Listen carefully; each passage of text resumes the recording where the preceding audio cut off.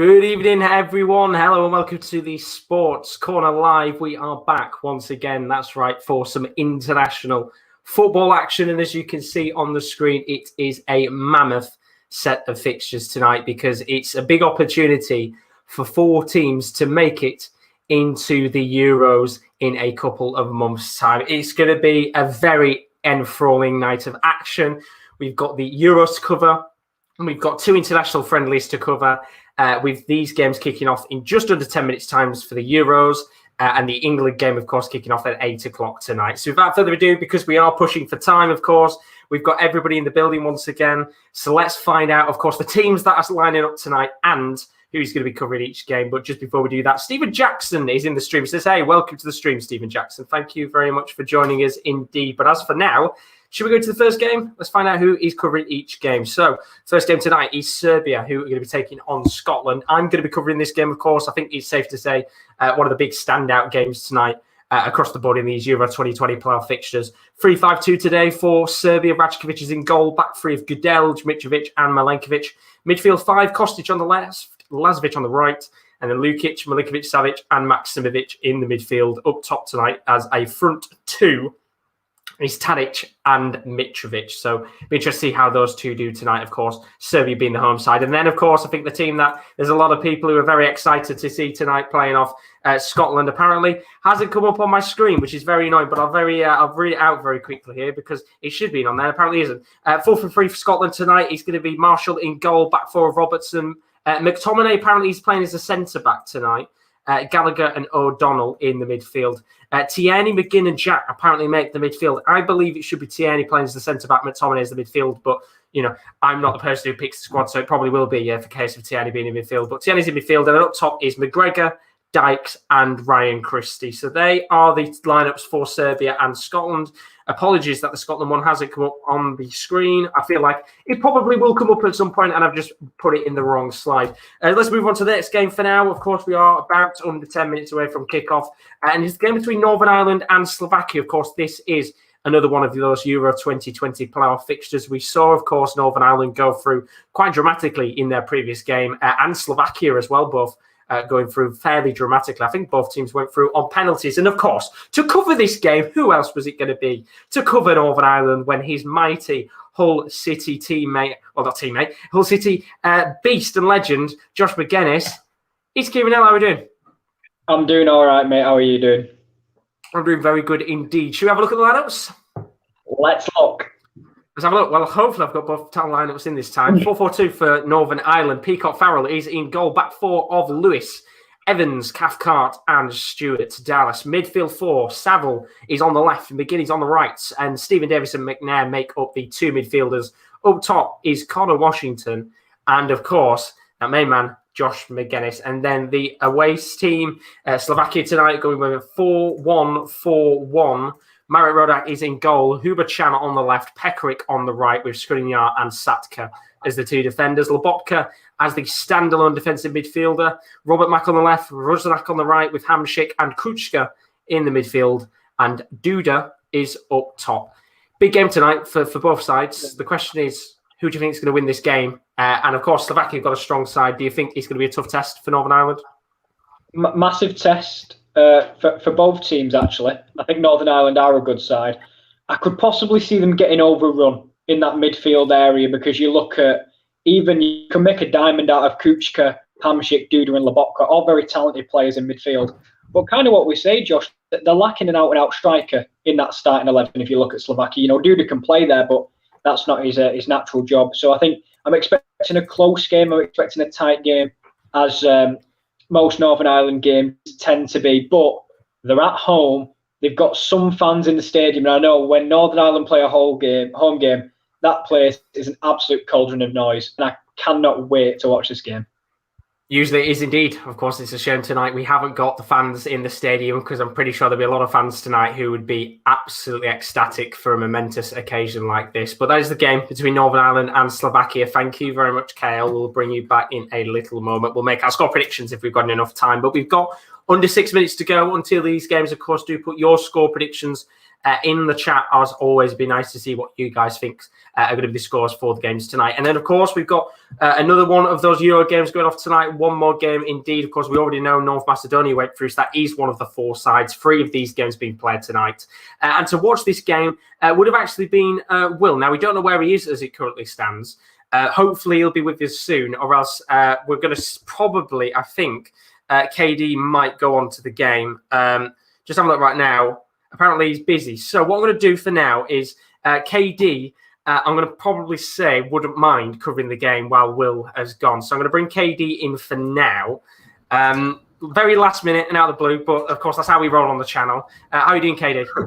I'm all right, mate. Are you? Very good indeed. Let's go through the lineups for the Hungary-Iceland game. Galacki is in goal in a 3-5-2 for Hungary today. Fiala, Orban and Szlazlai at the back. Midfield 5, Bock on the left, Hollander on the right with Kalmar, Adam Nagy and Soboslai in the midfield. And then up top is Salai and Slajai as the front 2. And then for Iceland tonight, get ready for some long-winded names. Halldórsson is in goal, back 4 of Magnusson, Rovrum, former Rovrum player, in fact, Kari Arnason, Ragnar Sigurdsson and Paulsen in that back 4. Midfield 4, Gudmundsson on the left-hand side, Sigurd Jonsson on the right-hand side, Gylfi Sigurdsson and Gunnarsson make up the 2 midfielders. And then up top tonight is Finn Bogason and Bjarnason as the front 2. Last minute change here, potentially. You've got a quite interesting potential game to keep your eyes out on. This one's a tough one to call, isn't it, Kieran? Yeah, I'm just looking at it. I'm thinking it's a very evenly poised game. I'm not really sure who's going to win. I mean, I think Hungary might have the edge because I've watched Iceland in the last few Nations League games, of course. But it's going to be a massive test for either side. And I mean, whoever goes through will probably deserve it. And I mean, I'm more than willing to cover this game until Will's computer finishes updating, Josh. Well, hopefully he should be back soon. But at the same time, I don't think you mind covering a good game like this. Hopefully, maybe a nice few early goals in this game might do you some good early on. Yeah, I'm completely all right with that. It looks like it's going to be a fun game on paper.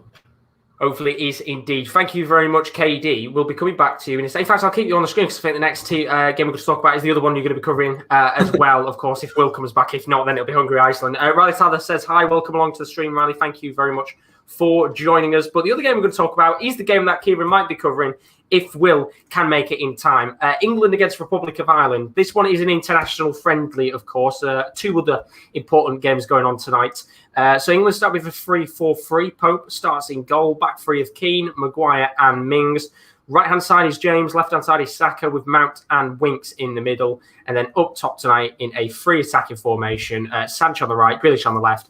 And Calvert-Lewin is up top. And then for Republic of Ireland tonight, they're going with a 4-3-3. It's Randolph in goal. O'Dowda, Egan, Duffy and Doherty make up that back 4. Midfield 3 of Hendrick, Hurrihan and Christie. And then up top is Brown, Norwich player Ida and Wickham winger Daryl Horgan. Now, of course, these aren't going to be nowhere near as competitive as the 3 Euro 2020 games going off tonight. And I'm pretty sure, of course, there could be a few goals in this game, but what do you think overall? Because, of course, tonight for England, originally this was actually supposed to be a very different game of football. I think they were supposed to be playing New Zealand in this game tonight, and Ireland coming in very last minute to come in and do this game. But what do you think about tonight's match, Kieran?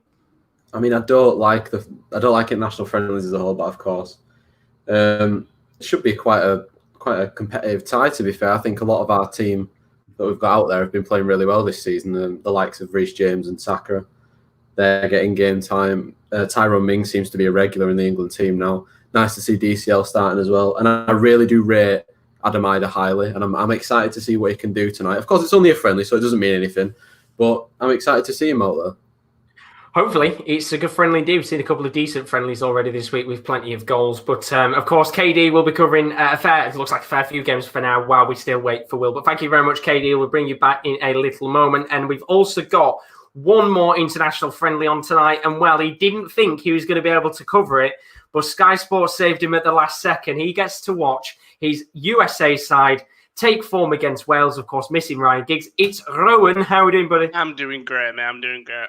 Good. Let's have a look at these lineups before the games do kick off in a moment. Ward is in goal, back 4 of Gunter, Lockyer, Lawrence and Roberts. Defensive midfield 2 of Levitt and Smiths. attacking three of Wilson Lawrence in the middle and Rabbi Matondo, of course, of Schalke. And then up top is Kiefer Moore of Cardiff City. And then the USA are lining up with a 4-3-3 tonight. Stefan is in goal. Back four of Anthony Robertson, John Brooks, Miazga, and Serginho Dest. Midfield three of Sebastian Lakert, Tyler Adams, and Weston McKennie. And then up top is De La Fuente, Musa, of course, the youngster from Valencia, and the old boy, Gio Reyna. This is a really interesting game because you look at that American team, Rowan, it is a vastly improved squad from the American team we've seen over the last couple of years. It's probably, like you said, the best one they could put out as of now. Yeah, it's got youth. When your fourth oldest player is Zach Steffen, who is 25, you know that you're practically set for the future. That Wales squad don't really. It's not that good, in it. No Bale, no Ramsey, but you don't know. I think it's been 8 months since the USMNT played a game of an international game, so it'll be very interesting to see how both these sides get on. It should be very interesting indeed. Thank you very much, Rowan. So before the games do kick off, which I think some of them are kicked off, let's just bring the boys back in very quickly here. Let's make our score predictions while we've got a chance to. So for Serbia-Scotland, I think I'm going to go, sorry, Scotland fans, 3-1 Serbia. Oh dear, I don't think the Scottish fans will like that. Here now, prediction, Northern Ireland versus Slovakia. What are you going for? Well, with Northern Ireland, I always go with a tentative 1-1. And you're usually around that area. So I'll go with 1-1. 1-1. Extra time and penalties, of course, taking place tonight if we stay at an equal score, of course. Kieran D, of course, you've got to go in the place now while we wait for Will. Score prediction for Hungary, Iceland. I think 2-1 to Hungary. But I'm having a problem. I can't actually find it on Sky. Well, that's a very good start indeed. I check on the red button. I think it might be on. I'll have a check. I'll have a check indeed. And then the other game you're watching tonight, of course, England, Republic of Ireland, kick off at 8 o'clock for that. So we've got a couple more minutes to go to that one. What's your score prediction for that one? 3-0 to England. 3-0 to England. And then finally, Rowan, Wales, USA international friendly. What are you feeling? 4-2 USA. We'll go for a high-scoring one. We like a high-scoring game indeed. Thank you very much, boys. We'll bring you back in a little bit, of course, when the goals do go flying in, as always. Of course, tonight it's a little bit different, as always, because we've got a few Euro games going off tonight. And, of course, we've got the international friendlies as well, which we thought we'd cover at the same time too. So big games going on across the board. First of all, Serbia-Scotland. That's the match that I'm currently watching tonight. Big game for Scotland, of course. It's the first time that they can get into a competition for quite some time. I think for over a generation now, which is quite crazy when you think about it. Of course, Northern Ireland, they're taking on Slovakia. That's another big game. And I think the great thing about these three games tonight, of course, with Hungary and Iceland as well, is that they're going to be very competitive matches. These are big games and humongous opportunities for some of these sides to go and get into the Euros, of course, because this is it. It's a case of tonight. We will know by, at the very latest, I think around 10:30, who is going to be in the Euros in a couple of months' time. Of course, we already saw today North Macedonia with a 1-0 win against Georgia. They made it through to the Euro 2020 courtesy of a Goran Pandev goal. That's not a name you tend to hear often these days, but of course he's got them there as well. And tonight we'll probably know with 3 extra heroes for their nation that will get them, of course, into the Euros in a few months. And then we've got the 2 international friendlies as well. Wales taking on the USA. That's kicked off now at 7:45. Of course, we know they're currently missing Ryan Giggs because, Ryan Giggs doing Ryan Giggs stuff, if we're being quite frankly honest with you. And then, of course, England, Republic of Ireland kicks off at 8 p.m. That's an international friendly, so we will cover the majority of that, of course, when it kicks off in about 15 minutes' time. Of course, hopefully, we'll be able to get Will in the building. So just to update you, the way it's going to work tonight, I'm watching Serbia-Scotland. Kieran is watching Northern Ireland, Slovakia.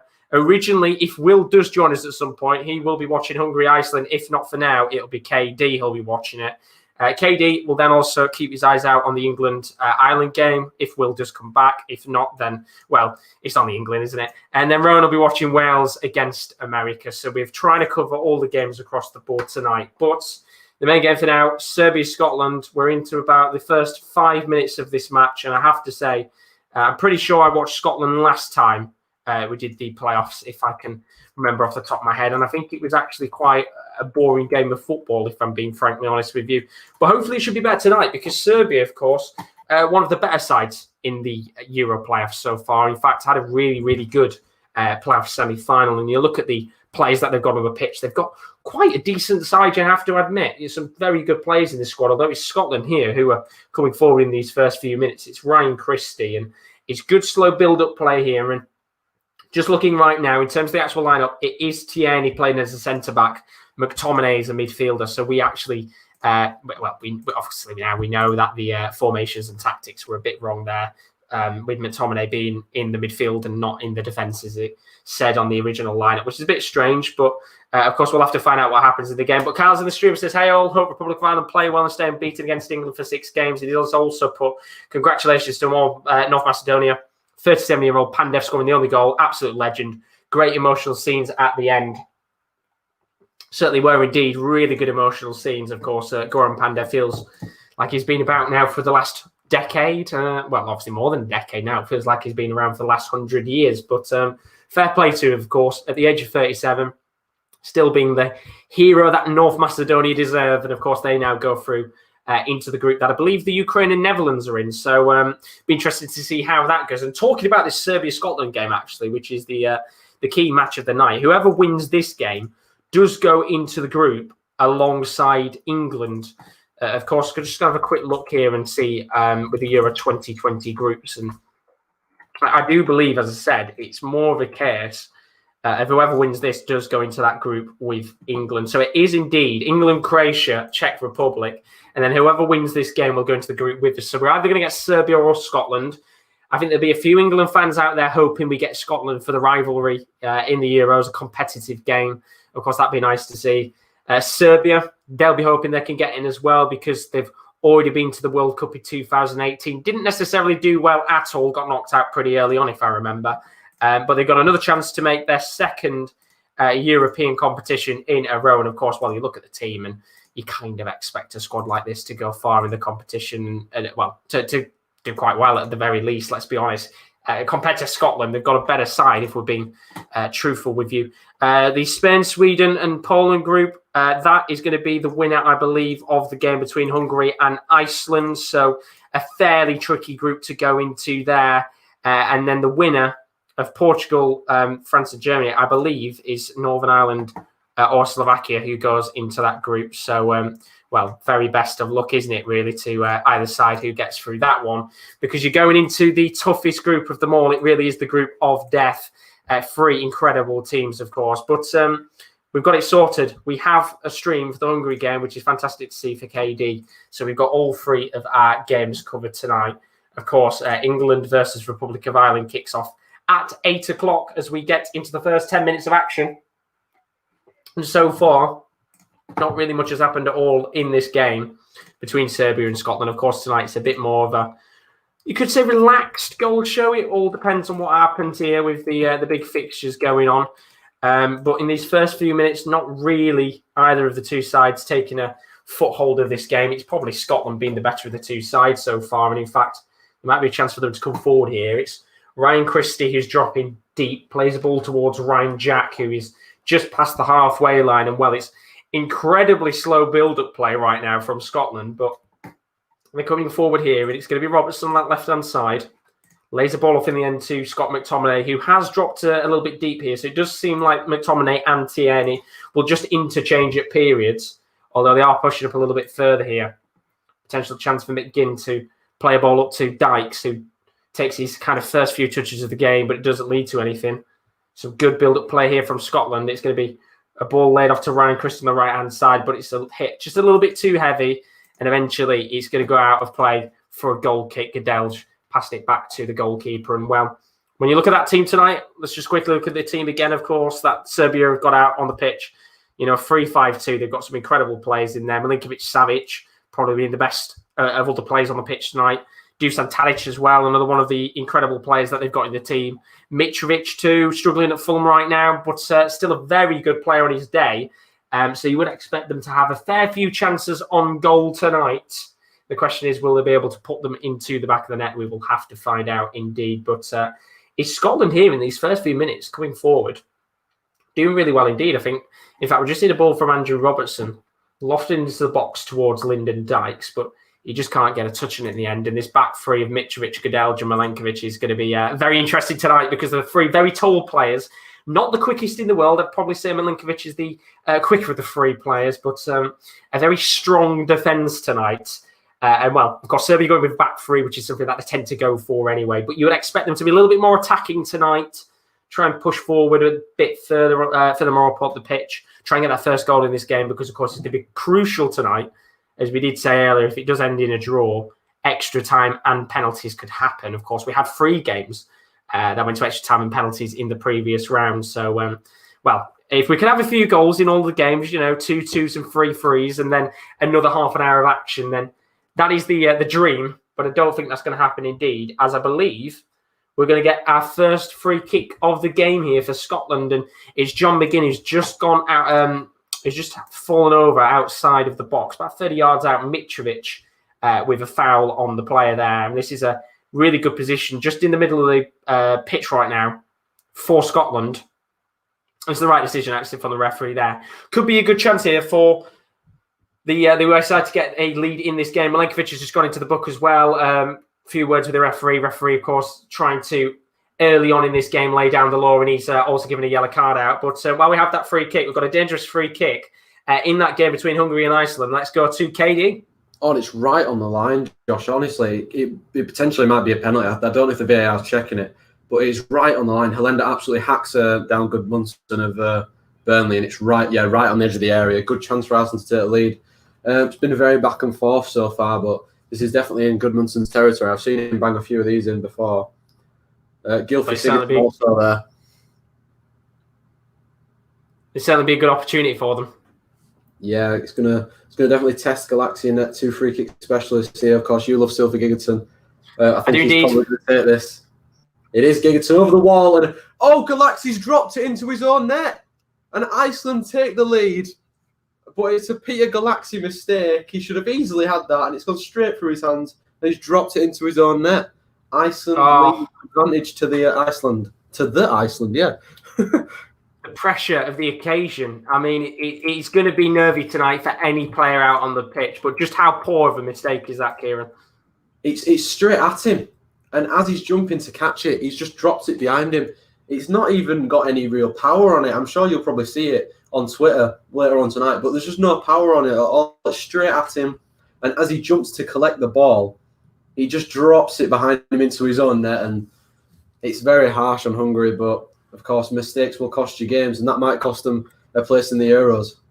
That might indeed. I've just had a look on Twitter. Let's say Hungarian fans are not happy in the slightest with Galaxy there. 1-0 to Iceland. What a start indeed. And well, if anything, of course, it's not come from really any Iceland players. It's a moment of disaster for Galaxy. Thank you very much, KD. As always, greatly appreciated, of course, covering that Hungary-Iceland game. And well, we asked for a nice early goal in that game while Will isn't available. We got a goal indeed, and what a start it is. Of course, Galaxy being one of the best keepers in the Bundesliga.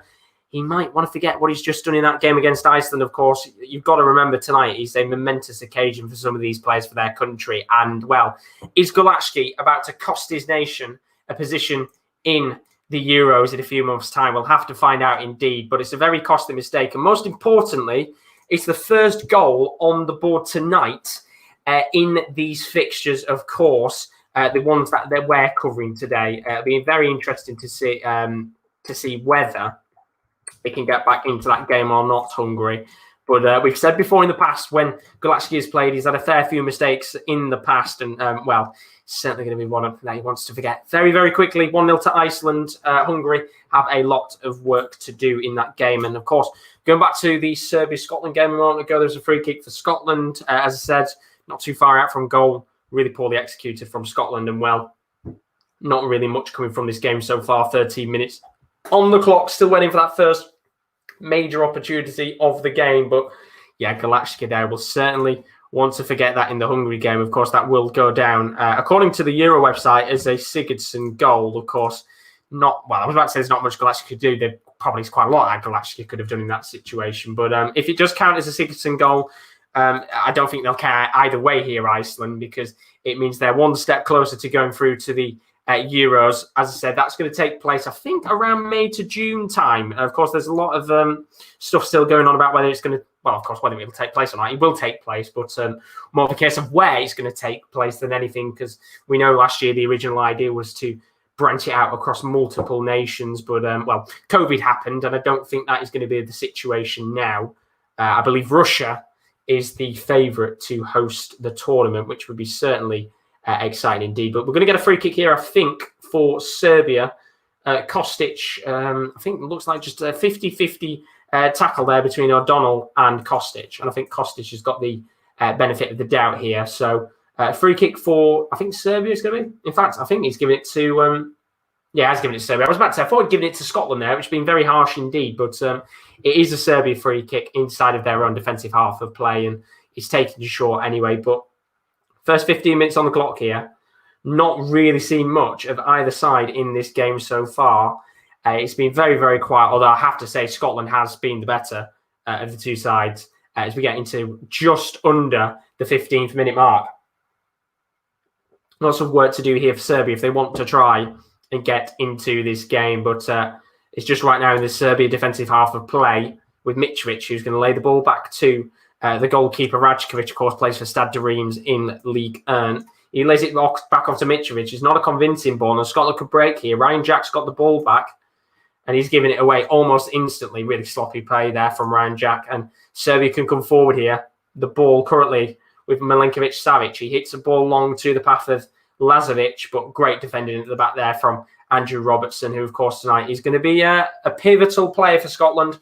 He's going to have a lot of work to do for them, and another player on the pitch is going to have a lot of work to do is Milinkovic-Savic, of course, the Lazio midfielder linked with big moves to big clubs over the last couple of years. And, well, the pressure is going to be on him tonight to deliver for his nation, as is for Andrew Robertson, of course, the left-back from Liverpool. We know Liverpool have got their defensive worries and frailties right now with injuries. Let's hope that Andrew Robertson doesn't get an injury tonight. That'd be a very, very, very big worrying problem, of course, if he does get any serious injuries, with Joe Gomez, of course, getting injured for England before we even played the game. But talking about that England game, that will have just kicked off a moment ago.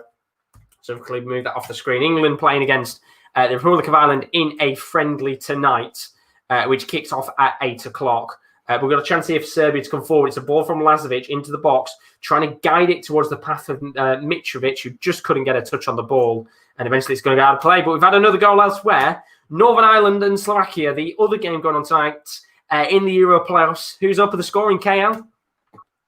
Oh, it's Kuchka for Slovakia, and I've got to admit, George Saville, we thought Galaxy had made a howler, so has George Saville. It's a miscommunication at the middle of the park.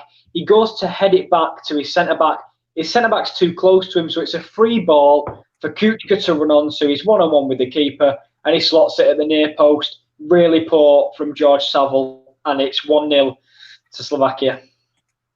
Unfortunate indeed. A lot of mistakes going on tonight. Of course, the pressure is momentous, but that's two mistakes now. Thank you very much, KL, as always. 1-0 to Slovakia. Some early goals in these games, which is good to see so far, and a chance here for Scotland to come forward. A long ball has been hoofed up to Lyndon Dykes. He does very well to get a touch on the ball here, and he's going to eventually land at the feet of Ryan Christie, who's tried to guide a ball into the box towards Robertson. He's made a bombing run forward onto that left wing position, and the cross is a little bit too heavy there from Ryan Christie. But he gives a bit of credit there to number 11, of course, Christie, for that opportunity, and a thumbs up there from Christie as well for that chance that Scotland have had. But once again, as I said, nothing too major in this game so far. Neither side having a real big opportunity on goal so far. But we'll go back in a second, of course, and talk about that, because as we said, Slovakia currently 1-0 up in their game.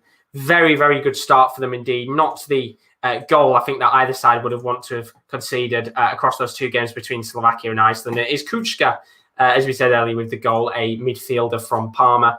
And, well, what a start tonight. 2 goals already after 20 minutes of action. I've got to say, it doesn't feel like 20 minutes has passed by. It has gone fairly quickly. Of course, just looking at this game right now between Scotland and Serbia, the only game out of the 3 Euro 2020 playoffs tonight that hasn't had a goal in it. And, well, to be quite frankly honest with you, there's not really much going on so far. Scotland with 68% possession. That's probably how boring it is, I'll be honest. 68% possession. Scotland right now, they've had 1 shot in the game, 1 on target. And that's pretty much about it. Not really much going on in this match so far. But hopefully it gets a little bit better over time. Of course, we've got two other games going on as well that aren't actual Euro playoff fixtures. We've got Wales taking on the USA in an international friendly that kicked off 20 minutes ago. And then, of course, England taking on the Republic of Ireland. That just kicked off about 5 minutes ago. So it'll be interesting to see what happens in that match. Of course, that game being played at Wembley. I know there's been a few issues with Wembley Stadium, whether it's going to be able to host a fixture between England and Iceland. But we're going to come back to that in a second, because Serbia coming forward here. This could be a good chance indeed. And it's Lazovic lays the ball off into the path of, I think it was Lukic, who just tried to get a touch of the ball. And the ball was just a little bit too heavy there. And eventually it does go out of play for a goal kick. But good work there from Serbia. First little opportunity of the game. They haven't had a shot yet in this match, but they are trying their hardest to open the scoring in this game. And as we said before, Milinkovic-Savic, who scored 2 goals in that previous Euro playoff semi-final for them, will be desperate to try and get that winning goal today to put his side into the Euros in May or June time. As David Marshall takes the goal kick, hits it long and slips as he takes it, which is always, not good to see, but funny to see. And his goal kick has gone all the way into the path of Rajkovic in the opposite goal. So, of course, not really the greatest goal kick in the world. It'll just hit a little bit too heavy there. And Rajkovic's ball is hit long. He's going to get it down to Milinkovic-Savic, who takes it down. And now Serbia coming forward here on that right-hand side. Lazovic, who's had a lot of the ball so far, is bombing up the pitch. But Andy Robertson does very, very well indeed to stop the run of Lazovic on that right-hand side, and has got the ball back for Scotland here. And 20 minutes on the clock, as I said. I think I covered Scotland's previous game in the semi-finals, which, of course, if you were looking at their semi-final fixture, they did indeed play off against... it was actually against Israel, so it wasn't me. It was. It would have been Will that watched that game. Quite an eventful match. They won it 5-3 on penalties. But we've had a chance in the game between Northern Ireland and Slovakia, of course. Slovakia 1-0 up in that game, courtesy of that Kuchka goal. Is it another chance for Slovakia, or is it a chance for Northern Ireland? Kieran? It was a chance for Northern Ireland, and it was kind of one of them where I wasn't expecting a chance, because Niall McGinn's down the right, and he goes across the ball, and it turns into a shot, and Marek Rodak is scampering back and just manages to tip it over the crossbar, but we almost had a calamity and a goal from a cross. It would have had a nice start to this one. So it would have been eventful indeed. Thank you very much, Kay. As always, still 1-0 to Slovakia in that game as we edge towards the 20th minute across the board in tonight's fixtures. Of course, for those of you that have just joined the stream, welcome along. If you're new, as always, do leave a like and a subscription. It is always very, very greatly appreciated, as always. We are around now 20 minutes into these fixtures as it currently stands in tonight's matches across the board in the Euro playoffs. Only 3 games tonight, of course. Serbia 0, Scotland 0. Not really much going on in this game at all so far. It's been a very, very dead game indeed, and hopefully it can build up over time. Of course, it's going to be nervy for both sides in this game in terms of who tries to open the scoring. But 0-0 as it stands in this one. Northern Ireland 1-0 down to Slovakia. A mistake in that game, although Kuchka was able to put the ball into the back of the net. Good start there for Slovakia in the first 20 minutes, and an even better start for Iceland, because they're 1-0 up in their game against Hungary. Golacki with an error from a Gylfi Sigurdsson free kick means that Iceland are 1-0 up. And well, who else was going to score the goal but the Icelandic legend that is Gylfi Sigurdsson? And then, of course, as I said, 2 other games going on tonight that aren't competitive matches. These are international friendlies. Wales taking on the USA. That's currently... as it stands 0-0 in that match. Of course, that kicked off at 7:45. And England, Republic of Ireland, still 0-0 as we get around 10 minutes into that match. But Serbia coming forward here could be the first chance of the game. Ball's come down to the path of Tadic. Good chance here for Milinkovic-Savic. And it's just wide of the post. And that was a big opportunity for Serbia in this game. And, well, sorry, it was actually Lukic as well who had the chance there. And it's Milinkovic-Savic that initially laid the ball off to Lukic just outside of the box. It's a really good effort. And he tries to just curl it into that bottom right-hand corner. I've got to say, in that situation, I think Marshall would have been beaten, but it's a little bit too heavy. Goes past the right-hand side of the post. That is the first big chance of the game for Serbia. Of course, it's still going to class as an off-target shot. But it's a chance at the end of the day. And the Serbs have just been waiting in these first 20 minutes to get into this match and, have that first chance, and they've got it now. The question is, can they get that first shot on target And can it lead to a goal? We'll have to find out in just a moment. But they're coming forward here again. And it's on that right-hand side. And they've really dominated on this right-hand side so far. And it's Lukic is playing down there. And there's been a lot of play down the side of where Lazovic is. Lukic as well has kind of shifted over to that left centre-mid position in this match. And it's been a quite an interesting battle so far on that right-hand side between Lazovic and Robertson.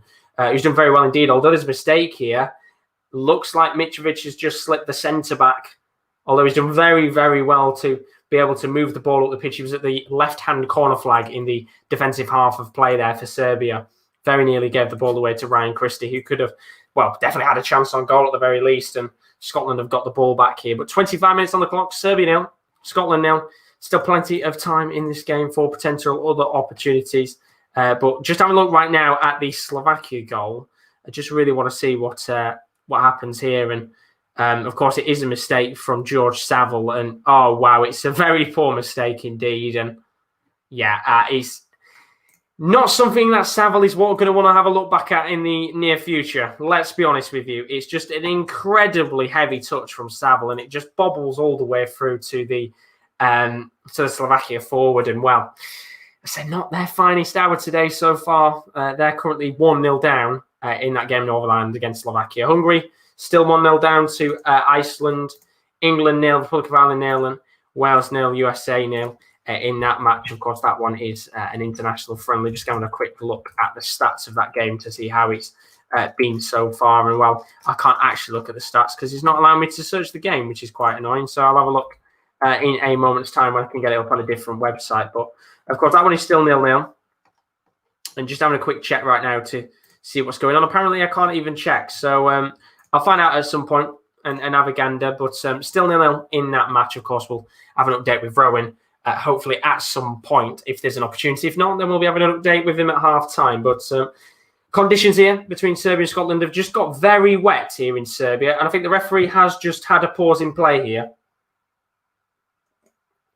I thought for a moment there he was blowing the whistle because of the rain. I thought it was not raining too heavy. But just to stop in play there for a throw-in, which Serbia have got back, which originally was a Scotland throw-in, and it was given away. But the referee's going to bring it back here for a free kick. Lazovic with a foul, I think, on McTominay. Scotland trying to take the free kick a little bit too quick there. Robertson with the ball, but eventually it's going to go out of play for a goal kick. So a little bit unfortunate there for Scotland as they try to push up the pitch and have a few opportunities in the game. But as it currently stands, path A is Hungary or Iceland. So it's actually Hungary or Iceland that will go into the group with Portugal, France and Germany. Northern Ireland or Slovakia goes into the group with Spain, Sweden and Poland. So big opportunity for one of those two sides to go up against another, three very good teams. Sweden, Poland and Spain aren't going to be easy pushovers. Of course, we've seen in the past, Poland have got an incredible striker in Lewandowski. Spain aren't the team they used to be anymore, but they've still got some very good players. And as for Sweden, well, they tend to be a fairly consistent side in competitions, although there's a chance here for Serbia to come forward. On that left-hand side, it's a chance for Filip Kostic to come forward, but O'Donnell does very well to defend against the Frankfurt winger. He's going to be thrown here for Serbia in a very good position. Kostic is going to take it. He lays the ball off to Lukic, back to Kostic again. He's got the ball here on the left wing. This could be a good opportunity to lay the ball into the box. It's lofted in towards Mitrovic. Great defending at the back there from Gallagher to rise highest and clear the ball out of play for a throw. But that was the first real opportunity for Mitrovic to have a chance in this game. And we know Mitrovic, he's a bulky player, a tall striker. Unfortunately, though, just couldn't get the ball. Really good defending at the back there from Gallagher. Still stays 0-0 in this one. The throw-in is taken early. Kostic lobs the ball into the box. It does eventually land at the head of Mitrovic, but he's not ready and anticipating the opportunity on goal. So his head is a little bit too weak, and he goes straight into the hands of David Marshall, who, of course, will take his time to kick this ball out, as you'd expect, with 28 minutes on the clock. Still currently 0-0 in this game as we edge towards the half-an-hour mark. And, well, when I said about 10 minutes ago how this was a fairly quick 20 minutes, it's certainly shifted to now being the longest 10 minutes of my life. Not really much going on in this game. As I said, stats-wise, as it currently stands, we've still only had... we've had 2 shots, 1 on target for Serbia. Only that 1 shot, 1 on target right at the start of the game for Scotland. But they're coming forward here. Can they make the most of the wave of possession that they've had in this match so far? Although Serbia is starting to get back into it. We've got a dangerous free kick in the England-Ireland game. So let's go over to KD. Hopefully it's a bit more better in that game. Free kick for England, is it? No, it's free kick for Ireland. I was about to say Iceland, then it's free kick for Ireland. It's been such a boring game, I'm not going to lie, but maybe this can spark it up. It's been to the box and it's fisted away. I hate international friendlies, but speaking on the Hungary and Iceland game, as Iceland are in, with Finn Bogason, who taps it into the box. Oh, what a block that is! Oh, it should be 2-0. But I think it's Botka. What a block that is. It should be 2-0 to Iceland. It seems every time you come to me with this game, there's a goal. But, oh, what a block that is. It certainly does feel like it, doesn't it, with the goals? It should be a tap-in for Bjarnason there. But Hungary, honestly, they've been the better side since going behind. They've dominated the game. Their game plan is definitely to get balls in the box. They've been winning free kicks about 45 yards out and just knocking them high into the box. And some of them have been decent, but I want to see how Galaxy can deal with this corner here, which is putting towards him. And he fists it away. Well done, Peter. He's actually done something right. But yeah, still 0-0 and 1-0. He's been able to actually get a hand on the ball. Great work there from Galaxy. Good start to the game. Thank you very much, KD, as always. Currently, still 1-0 between Hungary and Iceland. As KD said a moment ago, Hungary getting into that game a little bit more now. They've conceded that first goal of the game. And then, of course, it is an international friendly, this one, between England and the Republic of Ireland. As it currently stands in that game, 0-0, of course.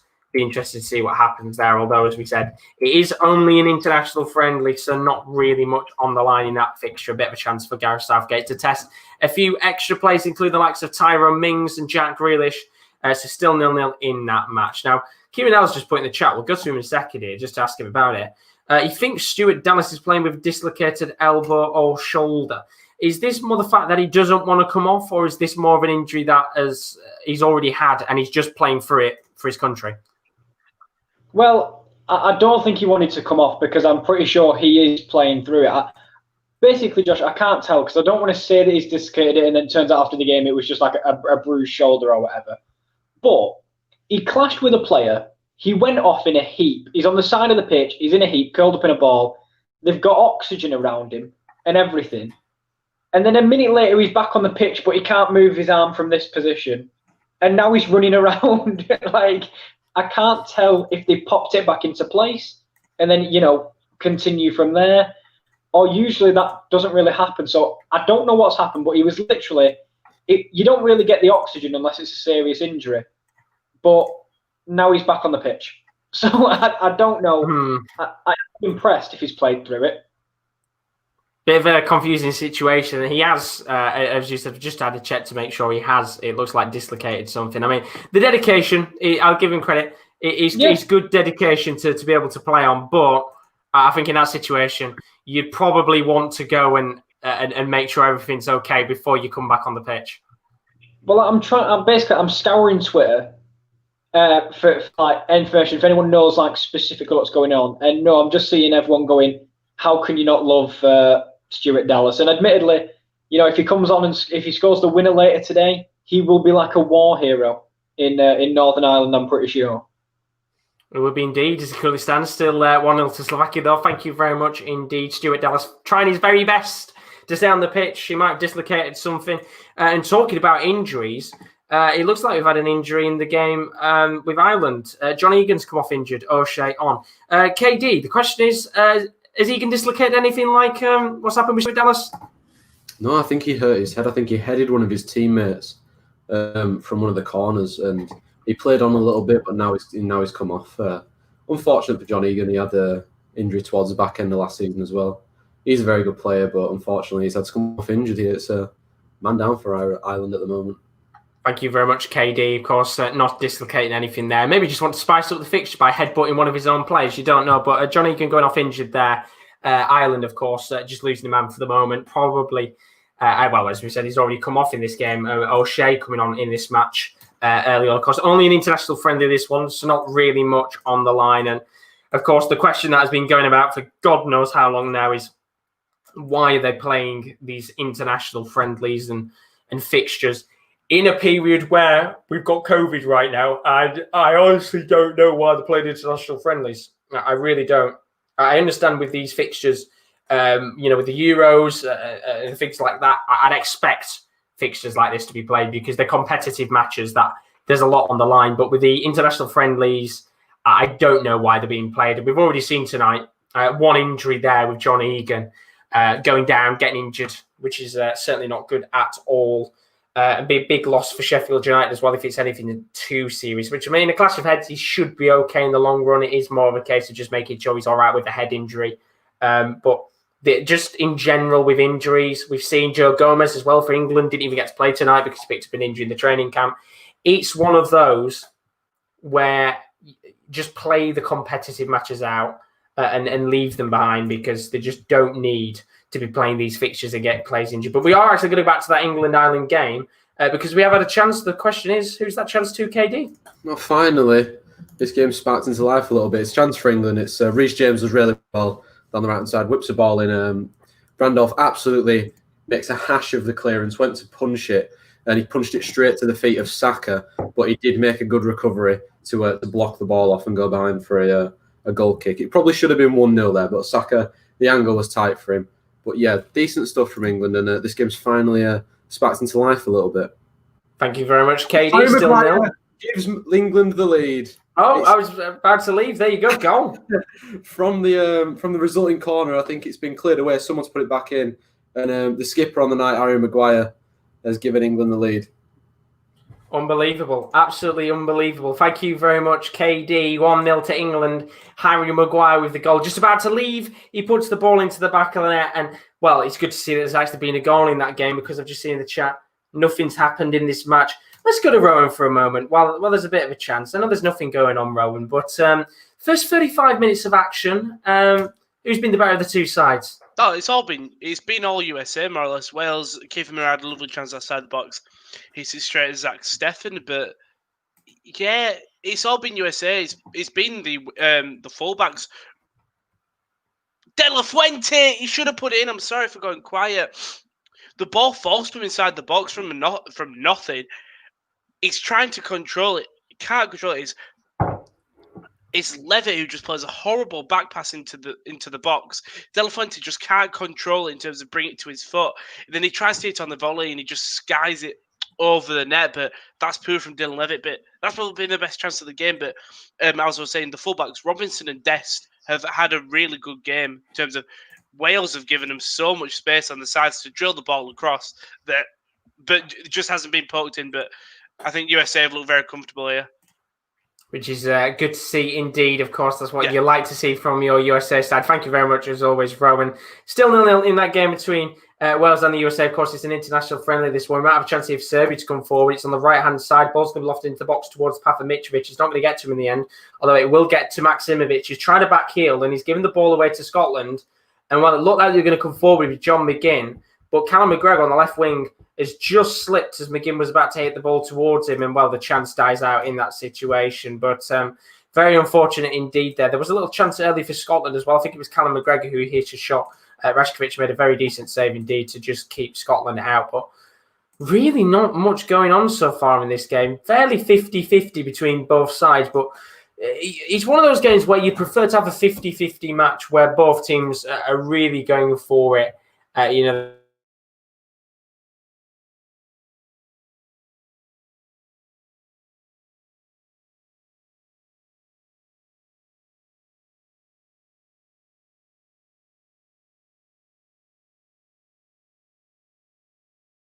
I died. There we go. I'm back again. I don't know what happened there. It's kind of caught me off there for a moment. It's a bit frustrating. But to go back to what I was saying a moment ago, apologies about that.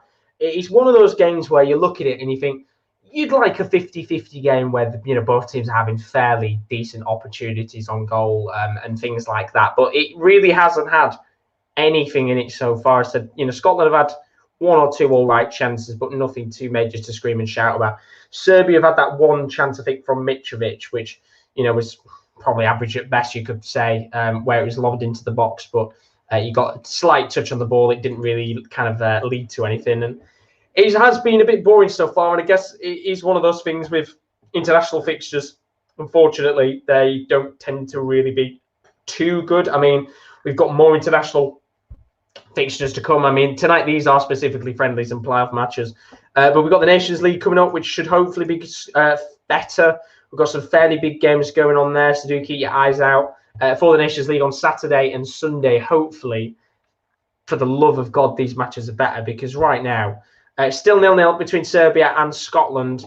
Of course, Scotland actually played out a 0-0 draw against Israel in their match in November time last month. It ended on penalties 5-3. Scotland apparently had 17 shots on that game, but none on target, compared to Israel's 12 shots and 1. So they're already technically doing better than they did in that game against Israel. And they've had a few little chances in this match, but nothing to scream and shout about as we hit the 40th minute of action. And well, it kind of just feels like just get us to half time, to be honest. Both teams very nervous as Scotland come forward here on the left-hand side. Robertson just occupying in that left wing position for now. He's going to have a throw in, which he's going to take fairly quickly here as the ball is given to Tierney, who's pushed up the pitch quite fairly high himself right now. As I said earlier, Tierney and McTominay both interlinking together. And it could be a chance here for Scotland to come forward, but the referee is going to bring it back, I think, for a free kick here. And well, there was a chance for McGinn to have a shot on goal. He's complaining that the play should have continued. Gidelj was fouled. And I think just looking at it now, I'd probably say it's the right decision there, that the referee's given that as a free kick to Serbia. I think a few complaints there of as to why that's not really. I think McGinn was actually complaining why that wasn't being given as potential Scotland penalty. A little bit too weak for me in that situation, but still nil in this match. As Kyle put, Slovakia should be down to 10. Dangerous studs up high slide on a Northern Ireland player. Well, I don't know on that one. Let's go to KD and find out. KD, do you agree? Red card chance? I don't know. Ask KD. I'm Kale. I read the wrong one here. It proves how awful this game has been. Honestly. Well, no, Slovakia. No. Down to 10. Yeah, no. I was. I'll be honest. Kyle will have to tell me specifically what challenge, because I haven't seen like an egregious decision by the ref just yet. So maybe I missed it, which was possible. Or, yeah, I'm just not sure which one he's talking about. So I'm sorry I can't add any more for that. Well, we'll have to find out. Kyle, tell us in the chat, see what's going on there. Still there, 1-0 to Slovakia in that game against Northern Ireland. Thank you very much, KL. You'll know a little bit more, Kyle, about that tackle, so do tell us indeed. As well, we've got 4 minutes of action left here between Serbia and Scotland, and I'm very tired. That's all I can say right now. It's been very frustrating indeed. I don't get what it is about international fixtures. I always tend to pick the shittest of the games. And it has been fairly crap so far. Very dull affair between these two sides. But still plenty of time in this match for this to improve. Question is, will it improve, or is it just going to be a bit of a snooze fest? We'll have to find out indeed. But a few more minutes left of this game. It is currently in the defensive half of play with Serbia. But we, of course, haven't really had many chances at all in this game. Now, KD said there was a dangerous free kick earlier. Polly just didn't get to jump in there at the last second. Nothing really happened in that game in terms of that free kick, which is a bit of a shame. Of course, we already had a dangerous free kick earlier, which went into the back of the net in that situation. Nothing went into the back of the net there, although we've got a chance here for Scotland to come forward. John McGinn with a big opportunity here. Going to lay the ball off into the path of Kieran Tierney. He's making a bomber run forward. He's done really well here, Tierney. Going to try and lay the ball off into the path of, I think it was John McGinn in the box. And, well, it was a heavy touch there from Milinkovic-Savic, who was the hero in the semi-final. Tried to back pass it to his goalkeeper. And it very nearly ended up with the back of the net. Lyndon Dykes with a chance to put the ball into the back of the net, but Rajkovic was able to get the ball before Dykes could. And that is a lucky moment. Once again, could have seen another mistake tonight in these Euro playoff final fixtures. But Milinkovic-Savic there a little bit lucky that it hasn't ended up with a goal.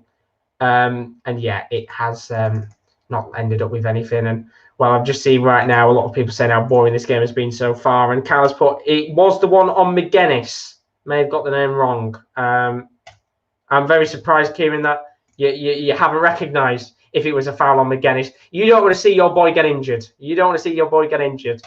Still 1-0 to Slovakia in that game, though. But my God, this is a really dull affair. This is a final, remember.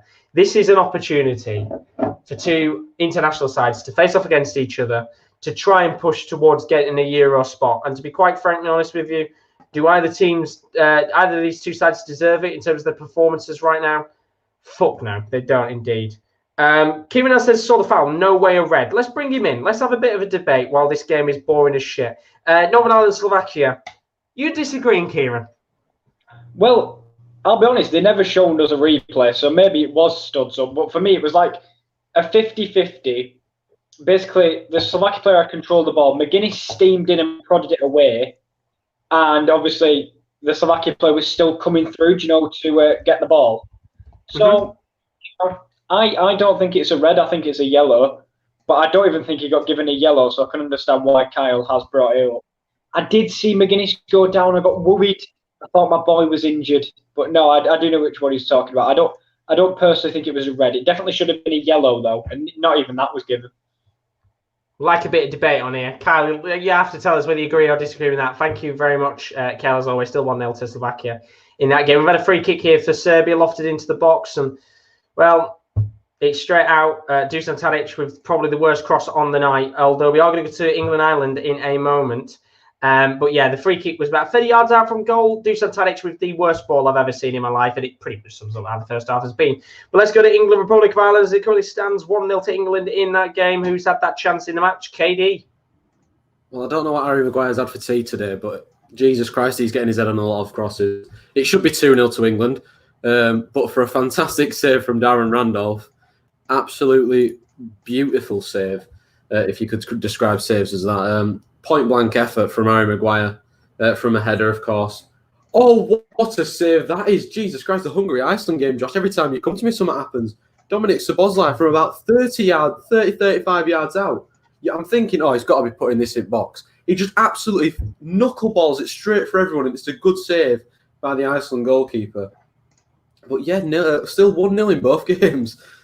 Good drama indeed. Thank you very much, Katie. As always, Iceland still currently 1-0 up against Hungary. England still currently 1-0 up against the Republic of Ireland in that match. And well, we've just hit half time of this game between Scotland and Serbia. The referee not decided to add any time on it all because, well, he'd rather save us from watching the shit that we've just watched in this first 45. I mean, this is just absolutely dire, to be quite frankly honest. I mean, I've said in the past in games. I've watched games of football and I've said that they're boring, but my God, this game epitomizes boring matches. I mean, the England-Iceland game, if you remember quite a while ago, if you're regular on this channel, you know how boring that game was. This is really, really dull indeed so far. 2 shots, 1 on target for Serbia, 2 shots, 2 on target for Scotland. So we're going into half-time at 0-0 in that game. And, well, the referee, he needs to sort himself out because... well, actually, no, the ref doesn't need to sort himself out. The ref just needs to appreciate the fact that he's blown the whistle very quickly because it's been a very dull game indeed. I mean, I'm just kind of having a look on social media right now to see what people are saying about the match. And, people are saying that it's quite a boring game of football so far. So still 0-0 in that one. KD has said, though, in his game, which has certainly been a bit more dramatic than this match, is half-time, Hungary 0, Iceland 1. Not a bad game of action so far, KD. No, not at all. It's been back and forth a little bit. Iceland more favouring the counter-attack. Hungary have been on top, but like I said, the free kicks that they're getting, they're just not doing anything with. They're just putting balls into the box. It's being headed away easily. I think they will score. It's only a matter of time before eventually the door will break down.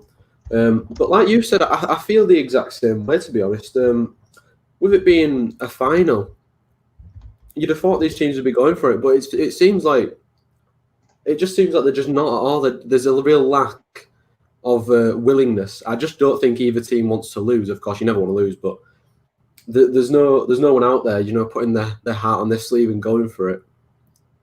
I mean, it's the same with this, which I'll bring Kale in, of course, and we'll talk to him in a second about his game and things like that. But this doesn't feel like a sense of urgency to go on and try and win this, like both these games. I don't know whether you'll feel that in your match, but in this game currently between Serbia and Scotland, it kind of just feels like an international friendly. I get the same kind of vibe because, I mean, Hungary have been dominating the game, but there's just no pace or anything. Like, you're 1-0 down, you're 45 minutes away from potentially going out, not getting to the Euros. Do you know what I mean? Or you're potentially 45 minutes away from getting to the Euros. in that sense, but there's just no urgency or anybody willing to take a risk.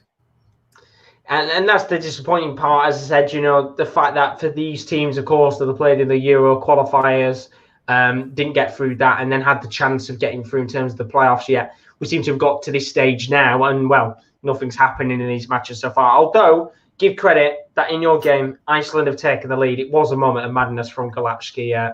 Certainly won't be a day he'll want to forget, remember, will he? No. He actually made a really good save just before half-time from, I think it was a Bjarnason, who had a shot on the swivel. He actually made a very good save. Other than that, other than the mistake, I mean, he's actually not had a bad game. He's saved quite a few. He's actually managed to catch quite a few. But yeah, it's not. I'm not saying it's been a bad game by any sense, but it's not been one of the best I've had on the channel. Definitely not indeed. Thank you very much, KD, as always, as it currently stands in that game. Hungary 0, Iceland 1. Of course, you've got another game going on as well. Still got 15 minutes left, so at least you've got some football action to cover still through half time. I've missed a goal while we've been talking. It's 2-0. I have no idea who scored it. Jadon Sancho scored it.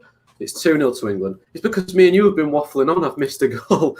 We have. My apologies. But England, so far, in that first 35 minutes, of course, 2-0 up now in the game. I know, of course, it's been a long time since we beat Ireland, but a very good start to the match indeed. Oh, yeah. I mean, it's domination, honestly. I've never seen more balls into the box before in a game. It's honestly just domination. We're walking about, and Ireland, I mean, I don't know what's happened to them. They just look a shadow of former Irish national teams. There's no real... I know it is only a friendly, so it doesn't really mean anything, but, they still put up a bit of a fight. Do you know what I mean? Exactly. But so far, England winning that game. Of course, there's still about 10 minutes of action before that hits half-time. Thank you very much, as always, KD. Bring it back in a little bit. Hopefully, there'll be a few more goals in that England game through half-time.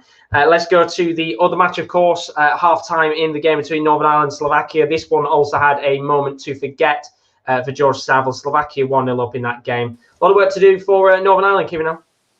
Yeah, lots of work to do. Can you hear me all right? Because I've had to switch because we've had a mare. I can indeed. Right, good. Because we've had an absolute mare over here. I feel like George Saville.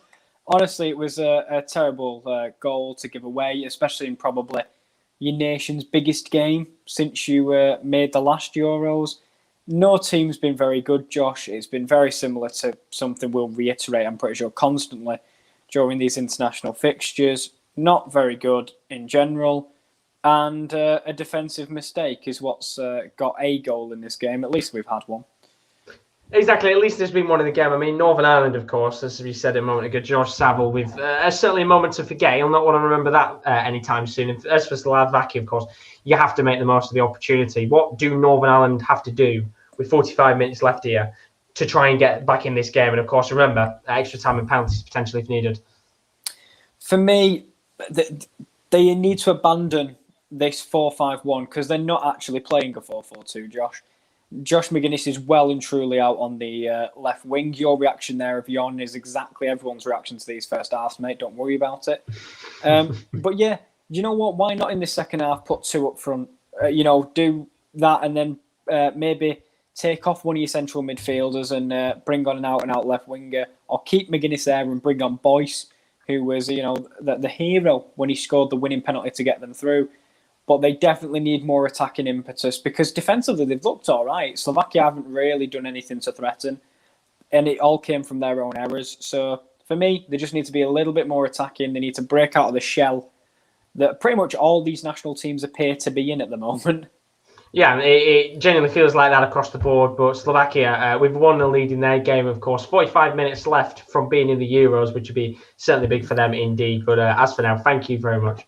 KL, as always, bring you back in a little bit, hopefully, if there's a few more chances. And, well, we've got one more game to talk about here. We only spoke to Rowan once in the first 45 minutes of action, and that's because I decided to go to him. Of course, not really much going on in these games so far. I think that this is a shocking game between Serbia and Scotland, but the way that this sounds, Wales and USA. USA dominating the match when we last came to you, Rowan. How's it been in this first 45 minutes of action? Yeah, 58% possession to 42. USA's favour, but Wales have actually had the most attempts on target. They've had 3 total attempts by both sides. USA do look like the better side in terms of just pace of the game, controlling it, trying to create something. Wales have had moments. Robin Matondo having a great game. A great game for a 0-0 draw. But again, yeah, not much has happened. It's just hard to explain. USA exposing the wings, the sort of the fullbacks of Wales with their own. But yeah, Gio Reyna, Musa, De La Fuente, they're having decent games for these youngsters. Weston McKennie's done really well the middle control in it. And as for Wales, it's just Robin Matondo's the only one. They are definitely missing that man. And that's either Bale or Ramsey. They're missing a really key player, whereas I think United States, you've got John Brooks leading them from the back, but then you've got everyone else in the midfield, the youngsters all coming together, whereas Wales do seem very disjointed. Well, that's the thing. When you look at the Welsh team, of course, it's quite a weak side to what you usually expect. You know, Ramsey's not there, Bales are not there. They're not even on the bench tonight to bring on in the game. Of course, it's only an international friendly, but for the USA, in comparison, as you said before we even went live, you know, the USA have gone pretty much for the strongest 11 that they can possibly get. And for America tonight, it's potentially a big game for them, just to prove for the youngsters, of course, what they could do in the future. Because, you know, Reyna is certainly young talent. Weston McKennie's a young talent. Just how have they played so far in this game? In terms of the youngsters, we'll start Dest on the right. He's a youngster and he's done really well. He's probably been the key man for the United States in terms of the crosses coming in. It's just that blitz of pace that comes through on the right hand side and he'll play the ball in. Weston McKennie, like I said, he's really held that midfield up really well, dictating the play. Again, Gio Reyna, being a bit invisible as he is in quite a lot of games, but then he'll just come out with a bright moment or a good goal or a good piece of play. De La Fuente has played decent as well, same with Musa. For them, it's just a lot of just keep on going and keep on attacking, because I think the United States will eventually score. They do feel like the better side, in my opinion. Certainly do indeed. Thank you very much, Rowan, as always. 0-0 in that game as it currently stands between Wales and the USA. So half-time for those of you that have just joined the stream. For you, as always, do leave a like and subscription. It's always very greatly appreciated.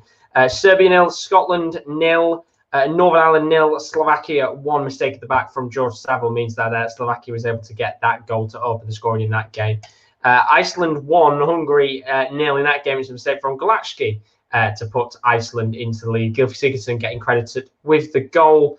Wales 0, USA 0. This is an international friendly, of course. No goals in that game as of yet. Still another 45 minutes left of action in that one. And then at half-time, it's not half-time, sorry. There's still a few more minutes left of this match. It kicks off at 8 p.m. UK time. So we should be getting to the last few minutes of the first half. England 2, Ireland 0. Goal from Harry Maguire and Jadon Sancho means that England could be on their way for an international friendly victory against Ireland, who have certainly been on fine form in the last couple of fixtures. I think they were beating the last 6, I think it was, for Ireland. There you go. Against England for 6 games, they've been unbeaten, which is quite an impressive record indeed. I think somebody said something about a stat as well from how long ago it was that Ireland had actually lost to England. But Kyle put as well with a tackle earlier on the Northern Ireland-Slovakia game. To be honest, I looked down when the tackle happened, but the co-commentator said it was dangerous and a red, so I may have jumped the gun on that one. If so, I apologise. Please forgive with the praying. I'm seeing on the bottom of the screen. There you go. Kieran's forgiving you right now. You love to see it indeed. They didn't even show it on, the replays of the half. And trust me, if it was that bad, they didn't have many highlights to choose from. So that would have been on there. But I don't know, mate. The co-commentator has lied to you. Got no idea. Certainly has indeed. Blame the co-commentator. It's not your fault, Kyle. Thank you very much, Kyle. Of course, if he gives you. And Alexis put, cheers for covering the games tonight, boys. I won't be here, but I just hope we can gut out a win. And Sally won, Alexa. It really does feel like you're gutting out a win in this game because, my God, it is absolutely atrocious right now between Serbia and Scotland. 0-0 as it currently stands. I'm very tempted to go and refill my drink and get another gym because, this has been quite disappointing, to be honest. It'd be nice to have another 45 minutes of action where I can actually have a drink and try and enjoy the match. But we've still got plenty more content to come on the channel. As always, as I said, on Saturday and Sunday, the UEFA Nations League is back. So we're going to be covering those games live. In fact, on Saturday, there's some really, really good games we're going to be covering. 4 big UEFA Nations League matches. The first of those games, Germany, Ukraine, Portugal, France, Sweden, Croatia, and Switzerland, Spain are the 4 games on Saturday. So that is going to be an absolutely incredible night of UEFA Nations League action. Really well worth joining us for that, because those 4 games should have plenty of chances in them. And then on Sunday, we've got a whole host of games: Belgium, England, Denmark, Iceland, Italy, Poland, Romania, Norway. We're going to keep you up to date with all of the goals across the Nations League over the next few days. Of course, we'll be live on Saturday and Sunday for those games. And then we'll be back once again next Tuesday and Wednesday night for the UEFA Nations League. And then thankfully after that, we are back to our usual fixtures across the board in club competitions. Of course, we'll have a stream on Friday, which will be on Friday the 20th for PSG and Monaco. But of course, we'll talk about that a little bit more when we actually get around to that in a few days' time. But as it currently stands across the board, at half-time, Serbia 0, Scotland 0, Northern Ireland 0, Slovakia 1, Hungary 0, Iceland 1, Wales 0, USA 0, and England 2, Republic of Ireland 0 at half-time. And well, it's really hard to pad at half-time at this stage when there's not really much going on across the board. But there's not really been many goals. Still one other game going on right now. In fact, it's got a few more minutes left, 2 minutes to be precise. England and Ireland both playing off 2-0 as it currently stands in that game. I mean, Kieran said earlier about the just pure domination in that match from England right now. And well, they've had 9 shots, 4 on target. Ireland have had 1 shot, none on target. Although they've had a little bit more possession in that game, not really much going on for the away side. And England could be about to get their first win in 6 matches, which is just bonkers when you think about it. Absolutely bonkers indeed. But hopefully we should get a few more goals in that game. Sounding like the best game of the night so far. But the players are unfortunately coming back out for the second half here between Serbia and Scotland. And well, I do mean unfortunately, because it's a shame that they have to play another 45 minutes of action after that dross first half. If you're a Scotland fan, by the way, I feel incredibly sorry for you, because neither team right now looks like they've got the guts to go out there and try and nick a winner in this match. And well, you would expect one of these two sides in the second half to try and go out there and push to get a result. But the players are going to be coming out onto the pitch in a moment. I'll put that to the side because we've gone for our first tune of the night. So it is empty. But coming back out here for the second half, the players are out. Serbia are going to take the kick to start off the second half here. And, well, if this could be better than the first half, then that would be very greatly appreciated indeed. As the ball gets rolling, we are underway with the second half of this fixture between Serbia and Scotland. 0-0 currently. It was in the first half. And, well, I really don't like how Scotland played, to be honest. And I think there'll be a lot of Scottish fans who will be very disappointed at how they've started this game. Although they've got a chance here to come forward in the second half instantly. It's Lyndon Dykes who's coming forward here. But he's giving the ball away. And, well, that is very, very poor from Dykes there. Had a good chance to push forward early on into the second half as we also kick off in the other 2 games of the Euro qualifiers tonight in the finals, of course. Northern Ireland, Slovakia 1-0 up, Iceland 1-0 up against Hungary. Remember, tonight, if these games do stay 0-0 or 1-1, then it does mean we go to extra time and penalties. And well, if you are a regular on the channel, you'll know usually we're quite happy for games to go to penalties. Please don't tonight. Please don't. It's still 0-0 between Serbia and Scotland. I could not watch another half an hour of this if it does go into extra time and penalties. But of course, we'll see whether the tactics have been tweaked for the second half as Scotland tried to come forward here. It is a long ball that has been hit into the path. I think it was Christie there, O'Donnell, trying to push the ball forward. And they have actually tweaked the system for the second half here. It looks like they're now going for a 3-4-1-2. McTominay and Tierney playing as 2 centre-backs with Gallagher in the middle. Robertson as a left mid, O'Donnell as a right mid. And they're coming forward here. It's McGinn playing as a cam now. Ryan Christie and Lyndon Dykes as the front 2. So it'll be interesting to see what happens there. A slight tweak of the system in this game as Scotland look to hopefully push forward in this second half. And then we've also had kick-off in the friendly between Wales and USA for the second half. That was 0-0 at half-time in that one. Be interested to see what happens here. But it is a chance here for Serbia to come forward. A ball lofted into the box from Filip Kostic doesn't land at the feet of Milinkovic-Savic, who's moved up a little bit further on the pitch as well. So good to see a few players pushing forward here, but it's going to go out of play eventually. All the way back to the defensive half of play for Serbia and out for throwing for Scotland. So let's see what happens here. Well, they've thrown the ball, Andrew Robertson. It's gone out of play now for a throw for Serbia in their defensive half of play. So not really much going on here so far. But if you've got any questions to answer, ask in the chat as always.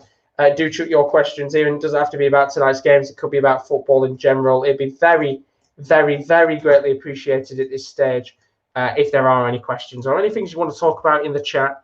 But as for now, we are 5 minutes. Well, not 5 minutes. We're about 2 or 3 minutes into the second half.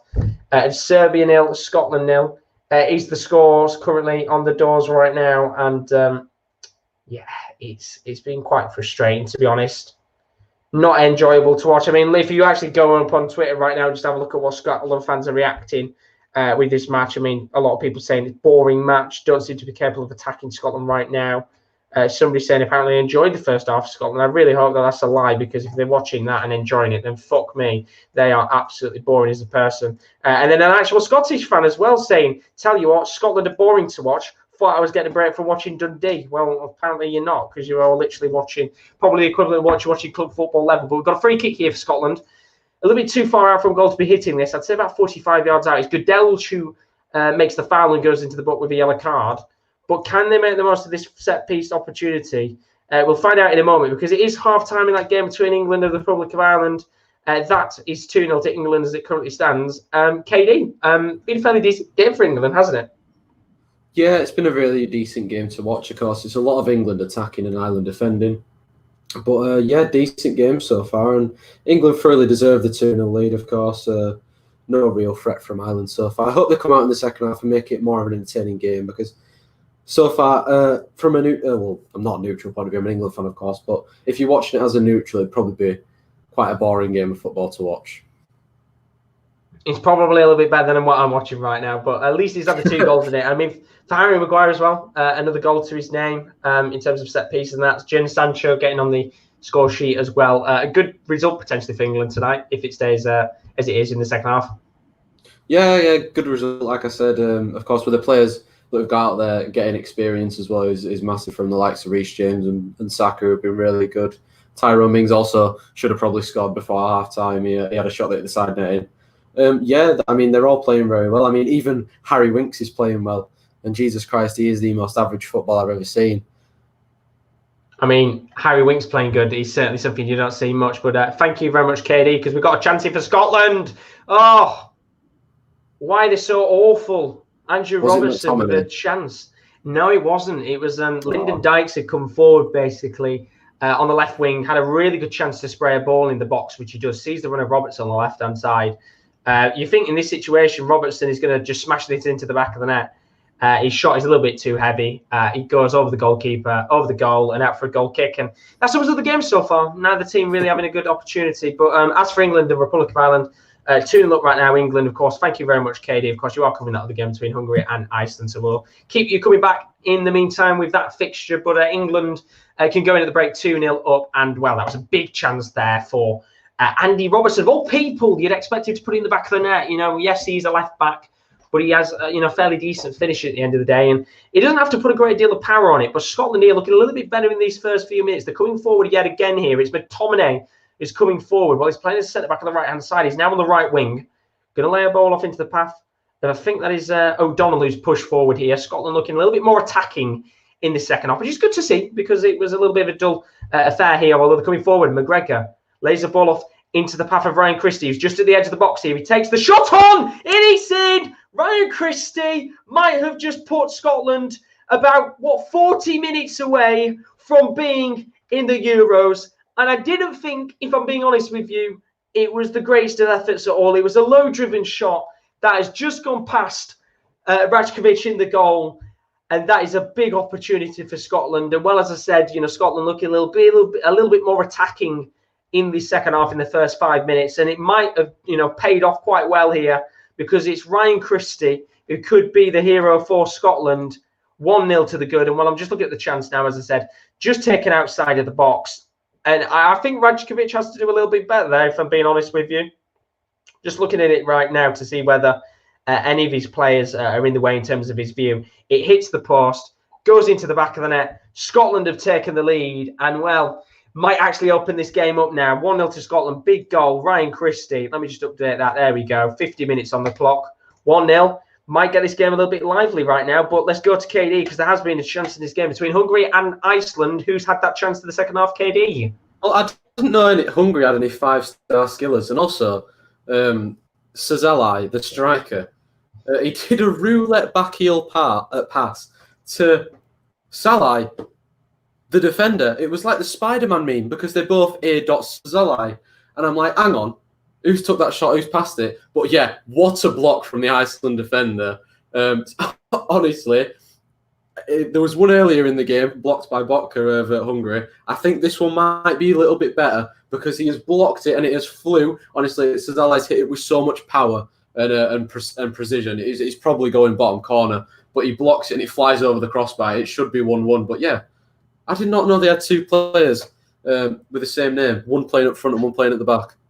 Certainly makes it a little bit confusing if you're watching the game, especially when the centre-back's coming up and trying to do a bit of attacking work, like as you said a moment ago. But 1-0 to Iceland still. Hungary really trying to push to get back into this game. Maybe both the Allies might score and win it. You never know. But thank you very much, KD, as always. And it's good to see we get a few more chances now because we're going to go over to KL, of course. Slovakia still 1-up in their game against Northern Ireland. Who's had the first chance of the second half, Kieran? It is a massive chance for Northern Ireland. It is. They should be doing so much better. I put in the chat, I didn't want you to come to me for it. I just said that they've been much improved, analysing the performance in the second half. They've been much better as, Slovakia have got it in the box here. But it comes to nothing. Basically, Niall McGinn nicks the ball in Slovakia's defensive third, robs it off the midfielder. It's 2-on-2. He squares it to Washington. His touch is dreadful. And he hits it straight at Marek Rodak, who can't catch a cross to save his life, by the way. That's another analysis point I've made. But aside from that, that is a massive chance. And if you want to get to the Euros, you have to score that. But they've been much better. 35 more minutes of this and they'll have plenty of chances.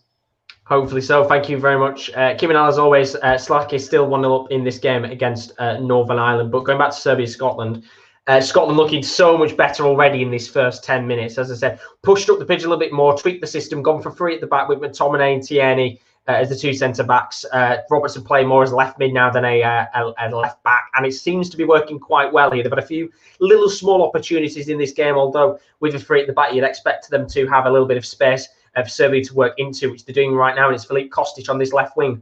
What can the Frankfurt winger do? He tries to get past McTominay. He just can't get round him, and O'Donnell comes back to help out to be able to stop Filip Kostic having a chance on goal. And it looks like here Scotland are going to get a free kick in the defensive half of play, but looking so much better already in this second half after, 10 minutes. And, well, Ryan Christie, he could become the hero for Scotland. As I said, it's been over a generation since we last saw Scotland in a competitive fixture. And do you know what? At the end of the day, I'll give him credit. He's not even looking up. It's a really good finish. Really good finish. I think Rajkovic in this situation should do a little bit better.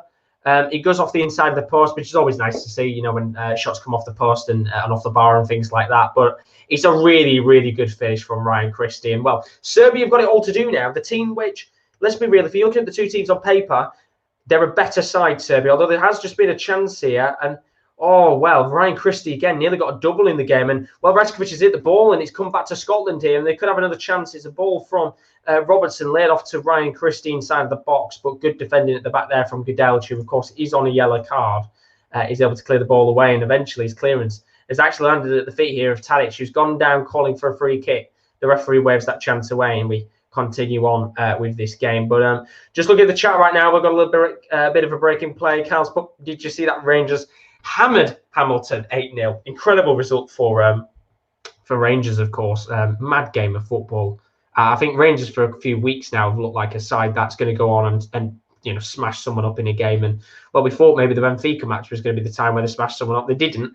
And, of course, they're giving an 8-0 drubbing to Hamilton. Incredible for Rangers are on right now. And then Carl's put, who would you feel will win the Euros next year? I would put Germany to win. That's a really tough call, to be honest. I'd have probably said, I wouldn't say Germany right now because I think Germany are in awful form. Really, really bad. I think you have to put France up there again. France are one of those sides that have got so many good players. just across the board, always tend to be fairly consistent, although they did lose yesterday 2-0 to Finland. I think they've got to be up there. I think Portugal as well. Of course, whenever you've got Cristiano Ronaldo on your side, he's always going to be always a kind of a talisman and a marksman to keep your eyes out for in these competitions. So I think Portugal could be up there too. And then, of course, you've got other teams as well, like Italy, Spain, the respectable big nations. But I'm going to go with, I think I'll go France. And if not after that, I would say Portugal. KD's put in the chat as well. In fact, he's put Portugal as potentially a chance to go on and win it, of course. When you've got players like Ronaldo and Bruno Fernandes, you've certainly got plenty of opportunities to score goals. Be interested to see how they do in the Euros in the next few months. In fact, not too long to go in that. In terms of when the actual games go on. But Rowan has said Sweden as well. Good old Sweden to win the competition. Marcus Berg up top, you never know. Greg Fist at the back. Is he still playing football? He probably is. He's probably tired now, to be fair. But, we maybe we'll have to see if Sweden win it. And then Kieran has for Holland if Virgil van Dijk is fit. Always a good shout, of course, Holland. A bit of a resurgence that they've had over the last couple of years. Actually, then again, they've a lot. I think it was something like Frank de Boer has become the first manager to not win one of his first 4 games in charge, which is a very Frank de Boer thing to do because he's just a terrible manager, and I don't know how he keeps getting good jobs. But there's been a change here in the game between Serbia and Scotland. Kostic has come off. Mladenovic has come on in this game, so I'm interested to see what he can do in this match. And in fact, he's coming forward here, Mladenovic, with his first touch of the game. Tries to take a shot on. It's good defending there from O'Donnell. Ball's cleared away. And very nearly could have scored with his first touch of the game, which has been very interesting to see as Serbia look to push forward. Coming forward, though, here once again, trying to lay a ball off into Tadic. Ball's cleared away this time by McTominay. Good defending from him there. With half an hour left to go this game. It's getting a little bit better, which is certainly good indeed. Here's Milinkovic-Savic, about 30 yards out from goal. Goes down and calls for a free kick, but the referee plays on.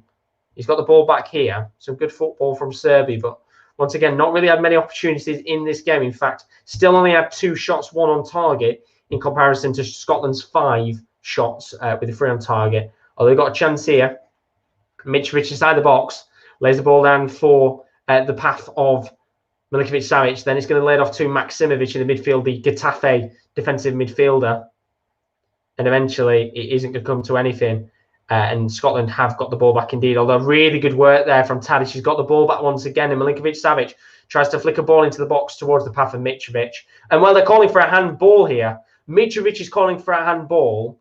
Robertson looks absolutely baffled right now as to why Mitrovic is calling for a handball. And just having a look at this now, I don't know why Mitrovic is calling for a handball there. I think Mitrovic needs some new glasses. And well, as I said, Robertson baffled at why Mitrovic was even calling for the handball. And it's quite funny because, he looks absolutely flabbergasted. But they've got a corner here for Serbia. It's lofted in. And pretty much how it's been all night for Serbia. It's lofted straight out of the box. But we are going to go to KL because there has been a chance in his game between Northern Ireland and Slovakia. Who's had that chance, KL? It's Slovakia this time. Northern Ireland's first about 10 minutes of pressure has really wavered in the past 5. It's been definitely more Slovakia. And it was a lovely switch of play by Marek Hamšík.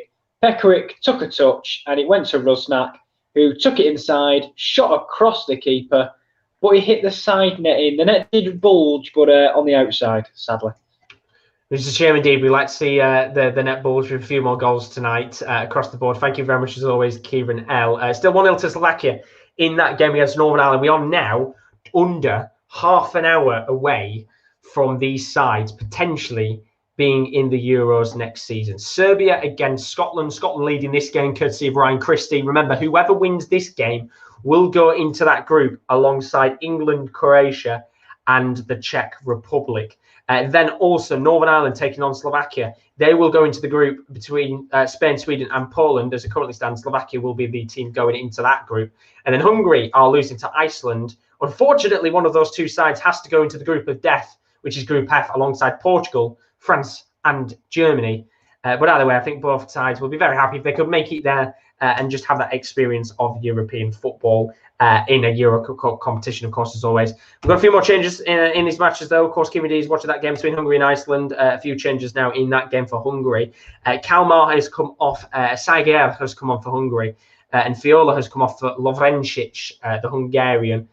in that game. So a few changes in that match. But back to Serbia-Scotland here, because Serbia just starting to look a little bit better in this game. The standard of the match has improved a little bit. I'm not going to say it's improved drastically because, of course, Scotland haven't really done much since they've scored that goal. But Serbia now, as you would expect, pushing forward a little bit more in this game, trying to get a goal. And, of course, we do have VAR tonight in the games as well. So be interested to see if VAR gets involved at any point in these games. I think we were talking a moment ago about Andrew Robertson's potential handball. That certainly didn't have to be checked by VAR at all because it wasn't a handball in the first place. But we could maybe see a few VAR shouts tonight. Be interested to see what happens there. But still 1-0 across the board. And quite funnily enough, 1-0 to every team that is away from home, which is quite interesting to see. And then we've had a few changes in the game between Wales and USA.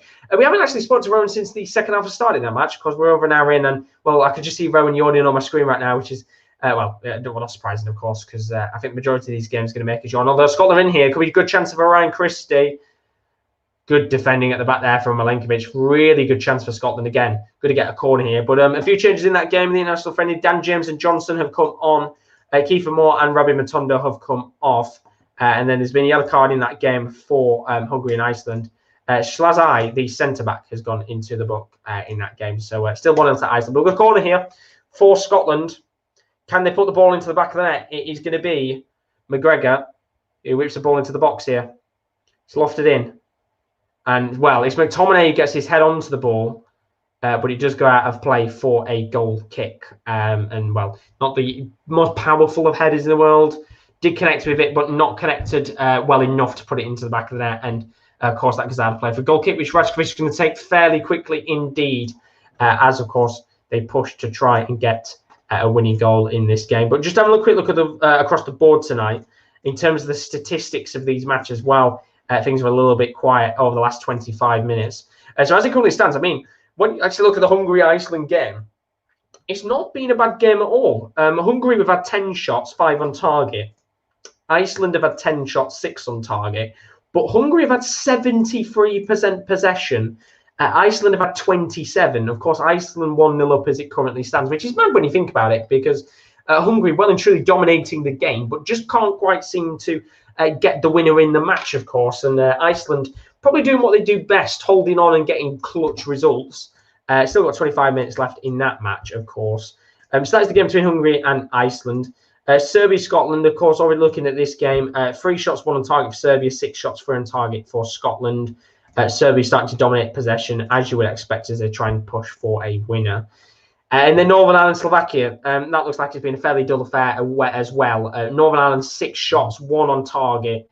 Slovakia, 4 shots, 1 on target.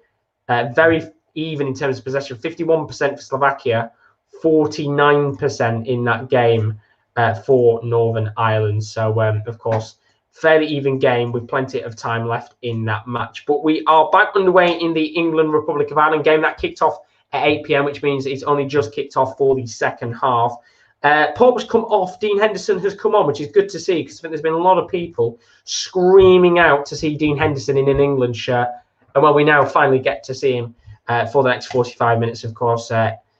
Gareth Southgate trying to give both goalkeepers, Pope and Henderson, who don't get a great deal of game time, a little bit more opportunities to have a go in an England shirt. So good to see from Southgate tonight, because he never tends to do it in the first place. And then Kale has put in the chat as well a few substitutions in the game between Northern Ireland and Slovakia. Slovakia brought on Robert Mack. Mack and Lobotka have come off. Juris and Horosovsky from, I think he's from Ghent, who's come on in that game. And then Northern Ireland made a few changes of their own. Saville and Washington have come off. White and Thompson have come on. As you would expect, having to push up and put a few more attacking players on to try and get an equalising goal, because remember tonight, if these games do stay 1-1, 0-0, 2-2, vice versa, then we will go into added time and penalties. Although with its way it's currently standing right now, I think it's looking fairly certain across the board, apart from maybe that game between Hungary and Iceland that will probably be finishing here a little bit earlier than we expected tonight. All 3 of the away sides, as it currently stands, 1-0 up in their games. Apart from the only game of the day tonight that hasn't had a goal, Wales against USA, international friendly 0-0. And, well, unfortunately, Rome was really excited for this one, and I feel like that excitement has been absolutely quashed by how poor the last kind of 70 minutes of action has been. Yeah, I'm just seeing right now the picture of Rowan. Yeah, doesn't sound like he's enjoying that game at all right now. Apparently I've put 0-0 on the Scotland one. There we go. Thank you very much, buddy. There you go, 1-0 to Scotland. Thanks, Kyle, for updating on that one. But yeah, Scotland are 1-up in this game. Ryan Christie being the hero of the match so far. Really good finish from him. I will give him credit. Very good goal indeed. Radkovic could have maybe done a little bit better, but I just think he's a very good finish. You know, Christie's not even looking up from the point of where he's taken the shot on, and it's just a really well-placed shot that hits the post and goes into the back of the net. But could you say either side really deserves to win this? Unfortunately, one of them has to. Serbia not really done much in this game at all, which is a little bit frustrating, to be honest. Scotland, in that first 45 minutes, didn't really do much themselves, to be honest, but look a little bit more better in the second half in terms of attacking play. And they're trying to come forward here now. It's a ball from Ryan Christie. Can let it off onto the left-hand side towards the path of Robertson. Now it's into Kieran Tierney, who's pushed up. He's going to try and hit the ball long to Robertson once again, but he's hit it a little bit too straightforward, and he goes straight to Radkovic in the goal. So very simple there for the Serbian goalkeeper to pick that one up. Absolutely no chance Robertson was going to be able to get a touch on the ball from that cross from Tierney.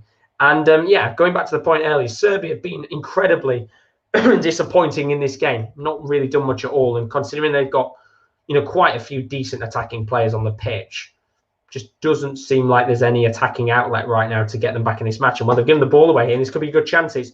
John McGinn, who's going to take on the long-range effort, and he doesn't. And this time it's Callum McGregor who takes it on for 35 yards. Just goes wide of the left-hand side of the post. And, well, why not take it on right now? It certainly was worth a chance. It looked like McGinn was going to take it on at first. He didn't in the end. Laid it off for McGregor, who decided himself to go on for the shot. And it was fairly close. I'll give him credit. It was a curling effort. That maybe just curled a little bit too far away from that left-hand post towards the end. But Serbia have got a chance here. Mitrovic at the near post. And he just can't get a touch on the ball. And he's so unfortunate indeed. And it was a big chance there for Serbia. Well, it was actually Milinkovic-Savic, because they were too busy showing the shot a moment ago in the game for Scotland from McGregor. That I've just come back and seen the opportunity that was headed. It was Milinkovic-Savic indeed, but they've made a change now in the game. Serbia trying to push forward and get a few more players in this match. Maksimovic has come off. They're going for it now. Luka Jovic, a player you don't tend to see fairly often, has come onto the pitch. The Real Madrid outcast comes on to try and change the game up.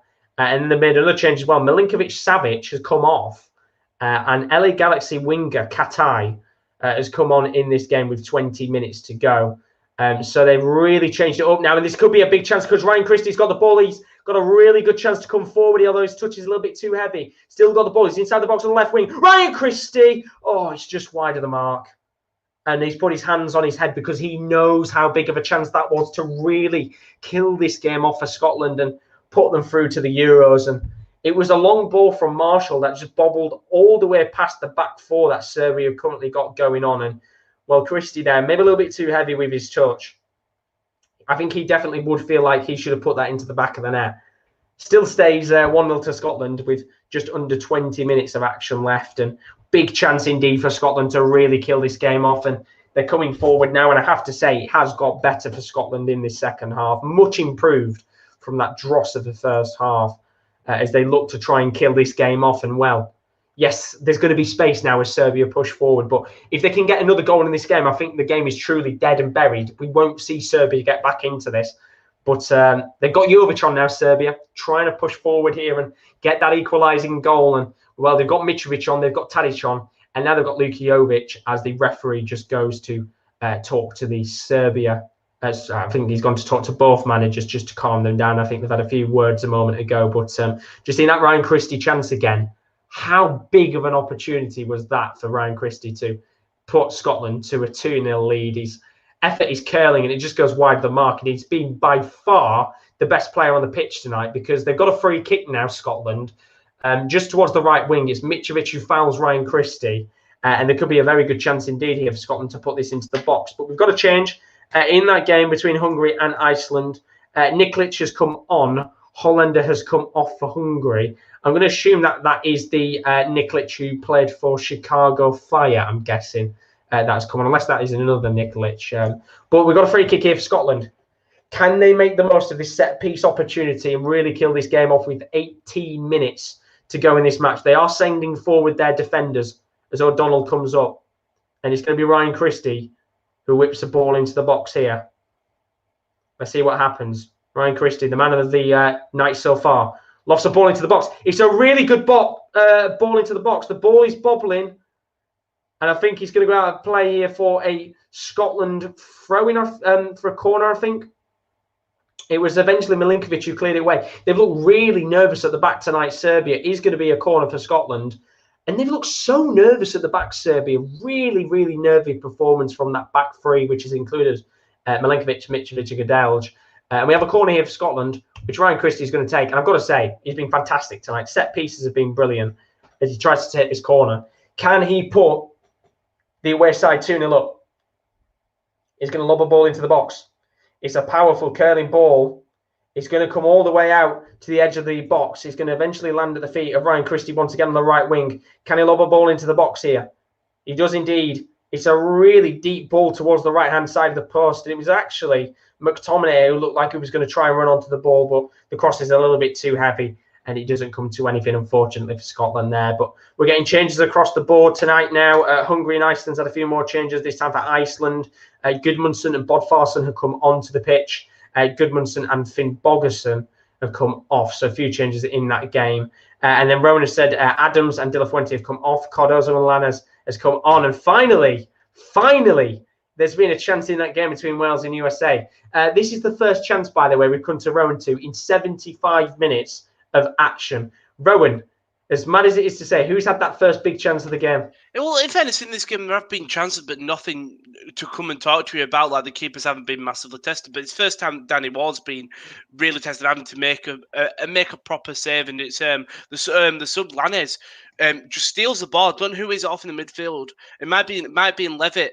Steals it off him. And then outside the box, just absolutely lets it rip into the bottom left-hand corner. Looks like it's going in. And Danny Ward does well to dive to the bottom left and save it. But nice little chance for that was his first touch of the game as well. But I'll go to it. I'll let you off. But yeah, bright signs for USA. Thank you very much, Ron. Hopefully we'll see you before the end of the 15 minutes because he's been fairly dead so far. But 0-0 is the current stands between Wales and USA. We are going to go over to the international friendly between England and Ireland. Of course, this kicked off a little bit later on in the day. There's been a penalty given. The question is it a chance for Ireland to get back into this, or is it penalty to England? KD? No, it's a penalty to England. Bukayo Saka skipped into the box and very softly was brought down, but DCL standing over it, and DCL does put it into that top corner. It's 3-0 to England.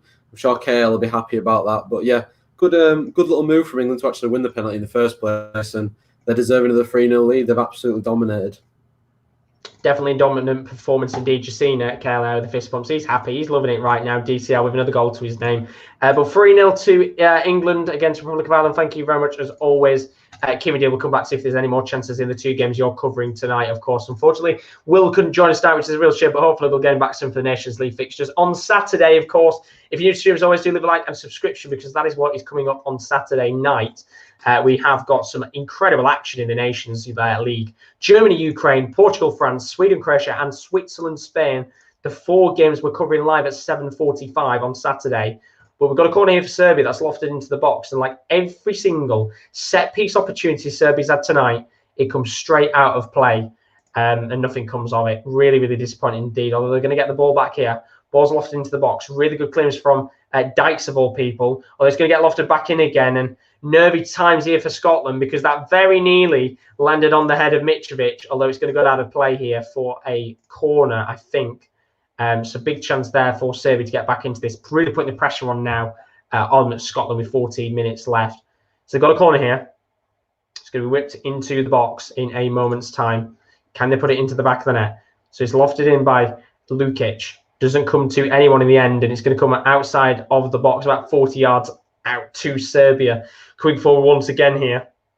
Was lofted back into the box. It comes towards the back of Luka Jovic, who does get his head on it, but he's just that left-hand side of the post. Unfortunately, a good chance wasted there for Scotland. But we've had a few changes in that game between Northern Ireland and Slovakia, still 1-0 to Slovakia in that game. Boyce and Lafferty have come on. McGinn and McGuinness have come off the pitch. So no winning goal tonight for McGuinness in that game between Northern Ireland and Slovakia, which Kieran has put the thumbs down to right now. He's not happy. He wanted to see McGuinness become the hero for his nation. Unfortunately, that's not going to happen tonight, indeed. But still, as it currently stands, all three of the games in the playoff finals tonight are currently 1-0 to the away side. We've got about 10 minutes. Well, to be fair, 13 minutes of action left in this game between Serbia and Scotland. And it is Serbia who are pushing up the pitch now, really trying to dominate this game. And, of course, can they get an equalising goal? Because, remember, it will go into extra time or penalties, depending on the situation at hand here, if we do get to 1-1. And they are really going for it now. And they've changed it up to a 4-4-2 in-game. Jovic and Mitrovic are the two up top now. Tadic on the right wing, Katai on the left. Goodell just gone into the midfield with Lukic. So they have tweaked it very, very slightly indeed. As for Scotland, well, looking fairly comfortable right now in this match, but still time left. And Carl's put, I think it was unfair what happened Rangers years ago when they got demoted to Scottish League 2. Completely agree with you on that one. And then Carl's put, I'm not surprised Republic of Ireland losing. They have been so poor under Kenny. I'd love Ireland to get back to playing good football. Ireland do have some promising youngsters. But it's a shame because, unfortunately, I've watched a couple of games now that Ireland have played. And Kenny is actually woeful. I think he's an awful manager. Very miserable football, Republic of Ireland player, I'm not going to lie. Really, really poor indeed. Don't really tend to do much, to be honest, in terms of attacking and having a bright display. And that's no offence to the Republic of Ireland.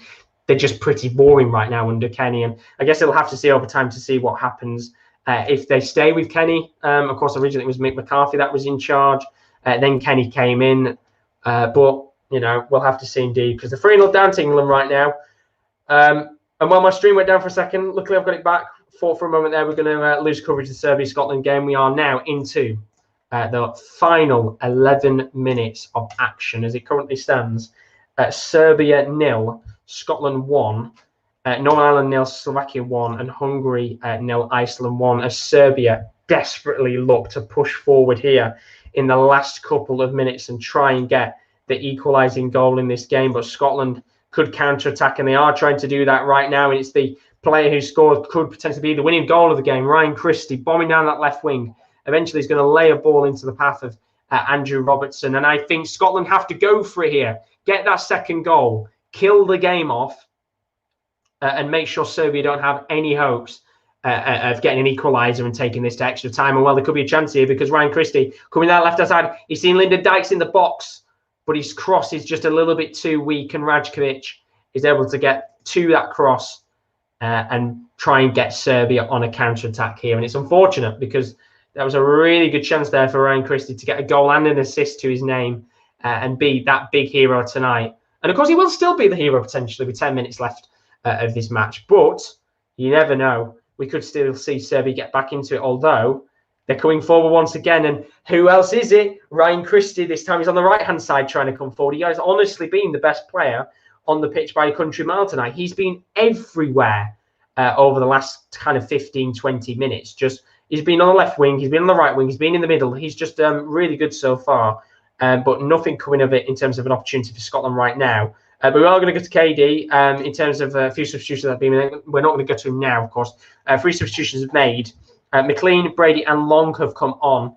Darryl Horgan, O'Dowda and Christie off. So they're looking to bring on a few of their regular players for the Republic of Ireland in that friendly. But that will have an extra 15 minutes of action because that kicked off at 8 p.m. There's a chance here for Serbia. Mitrovic with a header in the box. I don't know whether that's going to class as his touch or not. I think Serbia have got a corner here. It will indeed not class as his touch. Really good defending at the back there. I think it was Gallagher who got a touch of the ball as Scotland looked to make 2 changes. But talking about changes, England have made a few changes themselves in their game. Grealish and Mings have come off. Maitland-Niles and Foden have come on. We'll talk about a few American changes in a moment because the corner's going in here for Serbia. And once again, it's a fucking awful set piece. Serbia really terrible in terms of crosses on their set pieces tonight. It doesn't reach anyone, goes out of the box, and a waste of an opportunity there. But let's go to that USA game between USA and Wales because Reina and Musa have come off. Weah and Giacchini have come on. So a few changes there in the game for America with a few minutes left of that game. And then Levitt has come off for Morrill in the game as well. So a few changes across the board. We talked about a few changes. We've got a few more in this game for Scotland. 2 changes they're making now as they try to push with 8 minutes left to get into the Euros next in the next few months, of course. And coming onto the pitch is going to be McBurney, who has decided to have a shave and looks incredibly weird without his beard. What has he done? He's got rid of the beard. He looks so wrong. I know of course, it's Movember. Why is he shaved? Keep the facial hair. It looks really good. And McLean has come on for McGinn. He looks so strange. That is not McBurney. That's an imposter. And then we've had another change as well in the England-Republic of Ireland game. Tammy Abraham has come on for DCL. What a shame because, well, it's Tammy Abraham, isn't it, really? Bit of a useless strike on his day. But we've got 8 minutes left of this match. Serbia 0, Scotland 1. McLean is on the pitch, as is McBurney, as they try and push to get that second goal. But Serbia coming forward too. Plenty of opportunities left in this game for a few more opportunities and goals, of course. And there's been other changes as well in the Hungary-Iceland game. Skolasov has come on. Gunnarsson has come off. Have I got any water left? I have indeed. Give me 2 seconds here. Get a bottle of water. My mouth is incredibly dry. There we go. It's certainly a busy period of action as Serbia come forward here. Really trying to loft the ball into the box towards the path of Lukijovic. Doesn't get a touch, and well, somebody's decided to hit that on the volley from the outside of the box there. A little bit spectacle there from Katai, who thinks he can be a hero by hitting a ball on the volley from 30 yards out. Nice. I mean, it's not on target, just wide of the right-hand side of the post, but not really going to test David Marshall at all as we get towards the final 5 minutes.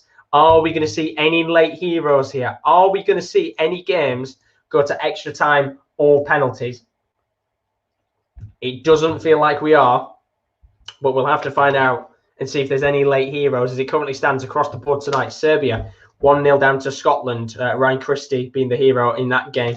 Slovakia 1-0 up against Northern Ireland. Very poor goal in that game. George Saville with a mistake. That could cost Northern Ireland with a few minutes left of that match. Iceland 1-0 up against Hungary. Another mistake in that game. Galacki could cost his side potentially a spot in the Euros. And then 2 international friendlies. Still 0-0 between Wales and USA. Feel sorry for you, Rowan. And England 3, Republic of Ireland 0. At least KD's had a few goals going on tonight as we get a few more changes across the board. And Cal said there's 1,000 Northern Ireland fans in Windsor Park. It's nice to hear real fans shouting and not crappy fake crowd noises. There's a big chance there for Serbia to come forward, but it doesn't lead to anything in the end. Lukijovic missing an opportunity. But yeah, nice to see a few fans there tonight, of course. But we know across the board they can't go to these fixtures, which is a real shame because I think maybe these fixtures would have been a little bit different with fans there. Well, unfortunately, we can't get fans in the building. But we've had a few more changes as well across the board. KD has had a few changes in his game between Hungary and Iceland. Engo and Konyes have come on. Nagy and Schlazai, the strikers, come off. And then a few changes actually in Kale's game, apologies. That is the game between Northern Ireland and Slovakia. Duda's come off from Mraz. Presume it's not Jason Mraz in terms of the change there. So, yeah, a few changes in that one. I can see him putting the thumbs up. I'm just going to give him the... I'll give you the thumbs up of approval. Thumbs up of approval for the joker there. Oh, my God. Still 1-0 in this game between Serbia and Scotland. Serbia coming forward here. Really applying the pressure now on Scotland in these last few minutes. Ball's lofted into the box. He's come all the way into the path of the number 3 who's offside in the first place. And, well, a real shame there. Could have been a really good opportunity for Mladenovic to come up from the left-back position. And seeing a tactical tweet now, Scotland going for a 5-4-1 with those 2 changes. So back 5 now, which includes Robertson, Tierney, Gallagher, McTominay and O'Donnell. Midfield 4, including McLean, Jack and McGregor and Christie. And then McBurney up top on his own, of course. You expect they're going to try and hit on the break. And it's absolutely understandable at this stage. You don't want to let any goals go into the back of the net now. And, well, this is somebody who's certainly making the most of Movember. What a moustache that is. Had a change. Callum Patterson has come on. And celebrations, I think there's been a goal. Have Northern Ireland got back into it? Northern Ireland have scored with 4 minutes to go. It's unbelievable. It's great 1-2 football down the right-hand side between substitute Thompson And Paddy McNair, I'm out of breath. Josh has celebrated that much for that goal. It's lovely interlink play. Paddy McNair drives down the wing. No one closes him down. He keeps driving towards the byline, puts the cross in. It comes off the foot of the Slovakian defender and into his own net. It's 1-1 in this game. Unbelievable. We might have a game that actually goes to extra time and penalties. Thank you very much, Kieran, as always. Late drama in that one. And we might have had late drama in another game as well. We've had a chance in the Hungary-Iceland game. Hungary, they've dominated this match, KD, but can they get back into it? Who's had that chance? Well, they have dominated, Josh, and they have been all over Iceland for the majority of this second half, sorry. But it was almost Iceland that finished the game off. It was the substitutes, Bodvarsson and Gudmundsson linking up together. It was a great flick originally by Gudmundsson to get Bodvarsson down the right-hand side. He fizzed the ball across the box. It flew past Galaxy, and Gudmundsson just couldn't stretch to get his foot out. And if he did, it was 2-0, it was game over. But, I mean, Hungary were piling on the pressure about 2 or 3 minutes ago, corner after corner, cross into the box after cross into the box. As the ball does come in now, and someone's going to hit that surely. No, it's fell to Nego. Oh, he scored! It's 1-1. The substitute has come on and scored. And I say every time you come to me, Josh, something happens. Honestly, is it just me? I don't know whether it's just me. We were talking about penalties 2 seconds ago, and we might have 2 games going to penalties now. Well, that is absolutely incredible. Late drama in these fixtures as we have a goal for Hungary. 1-1 in that game. We might have 2 games going to penalties and extra time. Unbelievable drama. Thank you very much, KD. Every time he comes to me, there's a goal. It must just be me. I must just be inspiring the players on the pitch right now. 1-1 in that game. Are we going to get any late drama here between Serbia and Scotland? We'll have to find out in a moment because there's been some changes in the game between Wales and USA right now. As we can see, Lategate and Dest have come off. Cannon and Otosawi have come on. Still 0-0 in that match. But Serbia coming forward here late on. They're trying to push to get a goal in this game. And it could be a chance here for Jovic. Ball laid off to Mitrovic. He tries to backheel it. And it's going to go out of play, I think, for Serbia corner. They are pushing here. We are into the 89th minute. I am going to put in the chat updates of the minutes. I can see Kieran L desperately trying to type here. There's been a chance. Who's had the chance, Kieran? They've hit the post. Northern Ireland have hit the post in the 90th minute. Kyle Lafferty is on the edge of the box. He gets the ball out his feet. It's in! Go! Go, Serbia! They're back in it! 89th minute, Luka Jovic has done it. He's ran onto the pitch. The Serbia manager has ran onto the pitch in celebration. I don't think he realises he's got to play extra time and penalties. All the games are going to extra time. It looks like 1-1. But what was your chance? Go for it. No, it's all right because it was Kyle Lafferty got the ball at his feet. He went to curl it into the bottom corner. He hit the outside of the post. I thought it was in. 4 minutes added on, Josh. Tell me what's happened. Well, he's from a corner. The ball's lofted in, and my Now TV's just decided to die. The ball's lofted into the box. Luka Jovic gets his head on it. It's a great header. He heads it down. It bounces off the floor. It goes into the back of the net. I mean, there might be questions asked about Marshall on this, but he won't give a fuck right now, Luka Jovic, because he's just put his side back in this game. And all 3 fixtures look like we're going to be going into extra time. We love to see it. 1-1 across the board. Late drama. Unbelievable. I've got 3.5 minutes left. There might be some more drama, so I'll put it in the chat if there is. But what I'm going to do for the case of this, I'm going to bring everybody in for the last minutes, just in case there's any late drama. Unfortunately for Rowan, I don't think there's going to be a great deal of drama, to be honest, in this match. But we've got 2 minutes left of Serbia-Scotland. Rowan put England v Ireland on, and then they should finish around the same time. Yeah, I will do. This game's still going on. Be wank. I'm just thinking, are we going to get any late drama here? Somebody scored a last-minute goal. We've got 40 seconds, and Scotland are coming forward with one last chance. Ball's lofted into the box towards McBurney. Goes out of play for nothing. Oh, my God. It's it. Oh, my God. What block again? Oh, how have Iceland not won this game? Oh, my God. The shot comes in from Bodvarsson. It's blocked once. It comes back to someone on the edge of the box. I'm not quite sure who it is. But hang on. So Bod's like, oh, please, it's it. He has. Oh, he's got it! What a goal! It's 2-1! Oh, my God! The best player on the pitch by a country mile might have just put Hungary through. to the Euros in the 91st minute of play. I'm screaming for him to hit it. He's about 25 yards out and he bangs it into the bottom corner. Oh, Iceland, broken hearts. Oh, what a goal. What a time to Unbelievable. Oh, wow. Absolutely unbelievable. Hungary. I mean, you've got to say, KD, from the stats, you have to say they deserve it. Well, yeah, they do deserve it. They've all piled on him. I hope he's all right because they were all on top of him there. He's still laid on floor, poor bugger. But yeah, what a goal that is. He's absolutely rattled it into the bottom corner. Thoroughly deserved. Yeah, 2 minutes, though, they've got to hold on. Unbelievable late drama. We're going at extra time between Serbia and Scotland. 1-1 in that game. Scotland thought they were going to nick it. Luka Jovic being the hero in the 89th minute. But Hungary 2, Iceland 1. Unbelievable drama at the end of that game. Hungary, wow, what performance from them to be able to fight back in that match, going 1-0 down to Iceland. And well, they are one step away from being in the group with Portugal, France, and Germany. And yes, that is the group of death, but it'll certainly be a treat to play those sides. By the way, my games did finish 0-0. I don't think pure drama across the board. We were talking at half time the lack of like real urgency and stuff, but ever since it's from the 80th minute, Hungary have looked really, really dangerous and really. I mean, I say that here come Iceland again. Oh my God, Jesus Christ, they were coming again then. But Galaxy's actually got his hands on something for a change. Oh, he's free.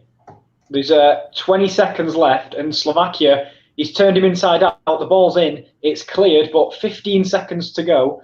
I hope there's no late drama. I really don't. Unbelievable. Still a little bit of time left in those games. It should be all over. It is. We're going to extra time at Windsor Park. There we go. We've got 2 games going into extra time. There might still be a chance for 3 games to go to extra time because Hungary-Iceland still going on with, I'm guessing, seconds left. Ball into the box, headed down and away. Oh my God, we've still got it, Iceland, actually. Oh, 15 seconds left. Unbelievable. Nodded down. Surely that's still going to get to it. But Varson, who whips a ball into the box, chested down, volley! Oh, it just flies over the top of the bar out for a corner. Nervy. Just over the bar. It's on the overhead kick. We've played the 4 minutes of added time. The keeper's coming up for it from the corner. Hal Dawson. Oh, please head this in. This would be a story and a half. Here it comes. Header, headed up and away, headed back in. What? Someone went for overhead kick and he's booted him in the face. Oh, that looks awful. I think it might be full time. Oh. Is it going to be full time? Are we going to have? The referee's giving a yellow card to someone. Hungary do have a free kick. We've played 40 seconds over the added time, so I would imagine this is probably it. How's it going with Slovakia, guys? 1-1 in that game. Extra time it's going to, which has just kicked off now. For the sake of the fact that we've got 2 games running on, if you guys want to decide which game you want to keep your eyes out on, so there's 2 of us covering one, 2 of us covering the other for the last kind of half an hour, then decipher which game you want to do. I want to watch Scotland because I can't watch any. By the way, we aren't even done here. By the way, we are 11 seconds, a minute and 11 seconds over the actual added time. Not quite sure why we're playing. We've just started with extra time in this match between Serbia and Scotland, so I'll keep you posted on that. But still going in that Hungary one. And apparently, Rowan, you can't watch any. No, it's all right. I thought they were all on bonus, Red Bull. We're all good. There we go. So we've kicked off here. We've extra time between Serbia and Scotland. As for Rose, is it done? Hungary are into the Euros. Wow. Fair play. Oh, unbelievable. Fair play to him. To win it late on with what sounds like a fantastic goal. What in the last dying seconds of the game, pretty much is absolutely incredible. But what a result for Hungary! 2-1 win against Iceland. Iceland must be absolutely fuming at the fact they were 1-0 up and not necessarily dominating the game, but It was more the fact that they were pretty much plain sailing. Oh my God, what opportunity that was. Jesus Christ. An effort here on the volley from outside from O'Donnell, which Rajkovic had to save. But big chances. I mean, Hungary thoroughly deserved it. Like we said, Josh, dominating all game. The goal's an absolute piece of genius. It's smacked from about 25 yards out, and it just rattles the post. And Hal Dawson's beating all ends up. It's one way to send your team through, and he was by far and away the man of the match as well. Incredible, absolutely incredible. So we've still got extra time action. Oh my Lord, another half effort from outside of the box. I mean, Ryan Jack this time in team one from even further out on the half volley. Big chance there. But we've still got 2 games going on in the background now. Well, we thought the action was going to be dusted with the way that things were panning out in the last couple of moments. But we've got 2 games going to extra time now. Serbia, Scotland, which has just started that now. And Northern Ireland, Slovakia. Both games currently at 1-1. I assume Katie is watching the Scotland game with myself. And I think Rowan, I'm guessing, is watching Northern Ireland against Slovakia. I can watch Northern Ireland. You can do the England one if you want, Rowan. I can't get on it because I'm not watching on my Xbox. I can do the England one if you want. There's 12 minutes left. Yeah, there we go. So we might as well keep us all in because I'll be behind both of you, but all of you anyway, so we're all good. That's all right. So here we go then. This is where things get exciting. As I said, we might as well keep everybody in now because we've only got two games left going on here. But Kieran, now Northern Ireland to fight back there at the end and get that late goal. It takes some good hard graft to be able to get that late goal. Well, for me, Northern Ireland have never really been about quality. For me, every time I watch them, they're always about heart because that is what they provide more than any other nation I watch. They are a team, and by the words team, it truly means it. Whereas, we have the England national team, but some of them are individuals. Whereas with this, they work together and they are much stronger together.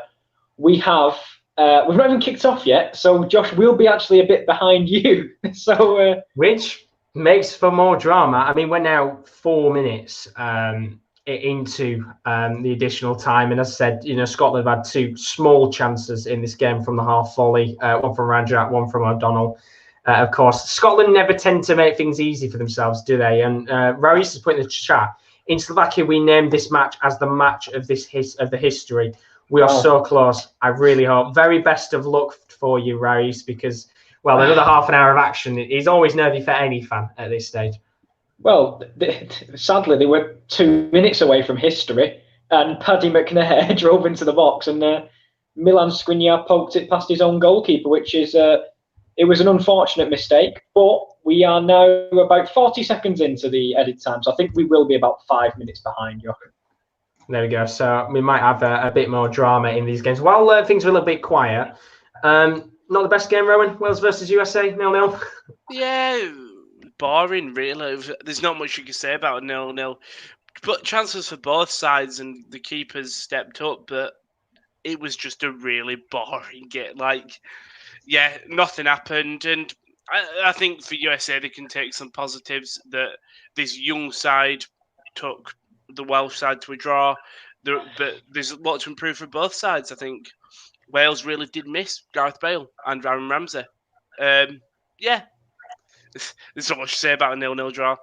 No, there's not much you can say about it, indeed. And then, of course, England still technically playing on 3-0 against the Republic of Ireland, doing quite well in that game, indeed. Plenty of goals in that one. But, of course, those both being international friendlies, England doing fairly well. But for those of you that just joined, we're into the extra time, first half of Northern Ireland, Slovakia, extra time, first half of Serbia, Scotland.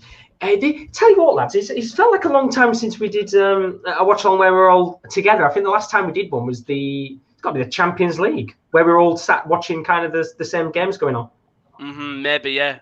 Must have been. I mean, Northern Ireland have got a corner. I will say they've just had a ball whipped into the box, which was blocked as soon as it came in. And the ball will be whipped in by Paddy McNair, and it'll hit the person at the front post. But it will be recycled back to him. Kind of the match winner, half and half, really. But in the second half, Josh, it was just long ball. It was, earn as many set pieces, use Stuart Dallas as like a long throw merchant almost, Johnny Evans going for the front post, trying to knock it back on. Hasn't worked yet, but, bless them, they keep plugging away. and it might prevail in extra time. You never know.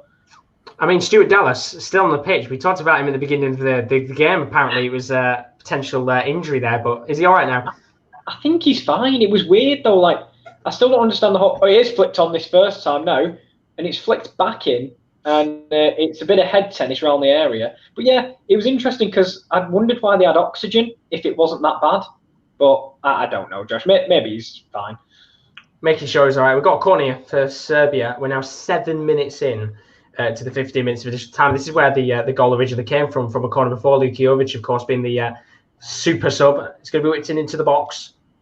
It's not the greatest cross indeed, and eventually it's cleared away, although Serbia are going to try and head it back into play. They've done very well here to get it back in, trying to loop it towards Mitrovic, who just can't get a touch of the ball, and they've got it on the left wing now, Serbia. Can it be third time lucky with the cross? It's lofted back into the box, and it's cleared away, and it's going to come back to Serbia again here, but this time just not close enough to be whipped back into the box, and they'll just slow things down a little bit here, although they're going to press forward just outside of the box, and it's cleared away in the end for another corner. So Serbia looking the better of the two sides, but it goes back to what I said before. Scotland, they don't like to make things easy for themselves, do they? I mean, they were pretty much cruising in this game until they scored, and then Serbia just started to dominate, and they got the goal back late on. But we've got another corner here for Serbia. This has got penalties written all over it. Do you think? Yeah. I feel like Serbia can nick a late winner in this game. Who's been the better team? I would have said Scotland for the first 70 minutes. By the way, the corner's come to nothing. Outside the box effort from down. Oh, just wide. Fuck me. Fucking hell, Josh. What an opportunity that was. Jesus. You've proper blown out the mic there. I heard that. He hit that with power. Fucking hell. I mean, it's a long-range effort from him. And if you're going to win a game like that, my lord. But yeah, no, 70 minutes. I would have probably said Scotland were better. Then the goal went in, and then, Serbia have just got back into this game. They've got a corner, by the way, again. I so hope Scotland don't score now. I don't want to hear the sound. Oh, God. Just because we're passionate. Yeah. You know, just because we like a bit of passion. I mean, if you're watching the game, the chance was good. If you're going to win a game, win it in style. That's all I'm going to say. But no, we're 99 minutes in now. Scotland with a chance to try and calm it down here, but fucking hell, there'd have been major limbs if that went in. Ours has kind of slowed down actually in the 95th minute. We're kind of just passing it round the back. Slovakia coming forward, but nothing to report really to you, Josh. I'll be honest. It's kind of just a lot of midfield. Out. Yeah, I'd say so. I mean, Northern Ireland's that's a lovely ball into the box, but Jamal Lewis defends it well, and that'll trickle out for a goal kick. So, yeah, nothing, just nothing. Yeah, I mean, as I said, the majority. Pardon? Jude Bellingham came on. Yeah, no, I saw Dortmund tweet. Good for the youngster. Gets a start. Happy for him. Which is good to see. How long's left of the England game, by the way? 4 minutes. 4 minutes. Definitely a nice cameo appearance for him. But Serbia looking the better of the two sides in the second half. As I said, Scotland make it hard for themselves in the most stupid way as possible. I mean, I'm just looking at the tactics now. Still playing a 5. They've changed it now. They've gone to a 5-3-2. Callum Patterson's now gone up top alongside McBurney. Of course, he's such a versatile player. He can play wherever he wants on the pitch. He's that good. But Serbia now, I look at the Serbia team and I kind of expect them to go on and win this game because they've got much better talent on the pitch than Scotland do. They do. I just want to report Craig Cathcart is looking like he might have to go off with an injury. He's pointing at his groin and he will be going off as a replacement is already ready on the bench. And it's Flanagan. I'm pretty sure that's the Sunderland centre-half or former Sunderland centre-half, and he'll be coming on for Craig Cathcart by the looks of it. A few changes late on in that game. Still extra time first half. It's more of an injury. I think his body's kind of failed him there and given up on him. Just have a look at the substitutes, and I will just check if it is Flanagan. It will be, yeah. It's Tom Flanagan, who did play for Sunderland. Not sure where he is now. Might still be there. Oh, chance here for Serbia. Free kick lofted into the box, trying to get it towards Mitrovic. Doesn't get to him in the end. And I think it looks like the other Mitrovic, the centre-back's gone to try and get the ball, and then he slipped on his arse, bless him. Just couldn't get a touch on the ball there. But, I mean, we had the Slazais, didn't we, in the other game? We got the Mitrovics in this. Jesus Christ. The striker Slazai that plays for Mainz did a roulette back heel pass, and I'm like, when did he have 5-star skills? Well, we're nearly at the end here of the first half. We've got 3 minutes left. Best chance of the game was definitely Gadelj with that big long-range effort. They're coming forward here, but nothing's going to cover it. But we have got to have a bit of passion. This is a final. Yeah. I tell you what, if this was Rotherham playing in a playoff final, I'd scream I'd scream the house down. Long-range effort. Oh. Yeah. Wait, it wasn't Gadelj this time. It was, it was actually a long-range effort. I actually thought you were impersonating your Rotherham. Like, what would happen if Rotherham had a No, it was another long-range effort. It was Katai outside the box, tries to get it towards the right-hand side of the post, because a little bit too far away. But that's what it seems. I mean, there's been 12 attempts to Scotland's 10, and do you know what? If you'd said to me an hour ago, would I have taken extra time? And I said, absolutely no chance. I'd rather, just switch the stream off and not watch the last half an hour of action than what's on now. But the pacing of the game is improved massively, which is good. I mean, as you said, the pacing of yours, Kieran's fizzled out a bit. But, I mean, a penalty shootout would do any harm. No, the thing is, when he gets to extra time, everyone's just a little bit knackered. But I flicked on header by Carl Lafferty, almost found Liam Boyce, and that's out for a corner with about 5 minutes left of the additional extra time. Interesting indeed. We've got about a minute and 20 seconds left. Reyes has put, what do you think of Dubravka's performance in Newcastle last season, of course, Slovakian goalkeeper? Well, and unfortunately, it's not Slovakian goalkeeper. Sadly, it's Marek Rodak, and I wish you guys had been watching it, because he might as well become a boxer, the amount of punching he's done tonight. He cannot claim a cross. And he's been poor. But Dubravka, he's pretty good. I'm surprised that obviously someone like Dubravka can't play. And obviously he's been out injured, so it's not going to be a case of him coming straight back in. But a very good player on his day indeed. But we've got 40 seconds left, and don't feel like anything's going to happen here before the end of the first half. No, I gave it the G Nevu there, as there was a tame shot on target from Kyle Lafferty. Dallas hit it from long range. It was a long range effort, but he's only found the feet of Kyle Lafferty, who passed it to the goalkeeper, really. Not too bad. 25 seconds left here. Scotland just kicking the ball out of play. Tierney hoofing it away, making sure Serbia don't get any more chances here before the end of this first half. Of course, we'll have the second half in a moment, as it still stands 1-1 in each of these games. England still going on, still 3-0 to England in that match against the probably covered Ireland.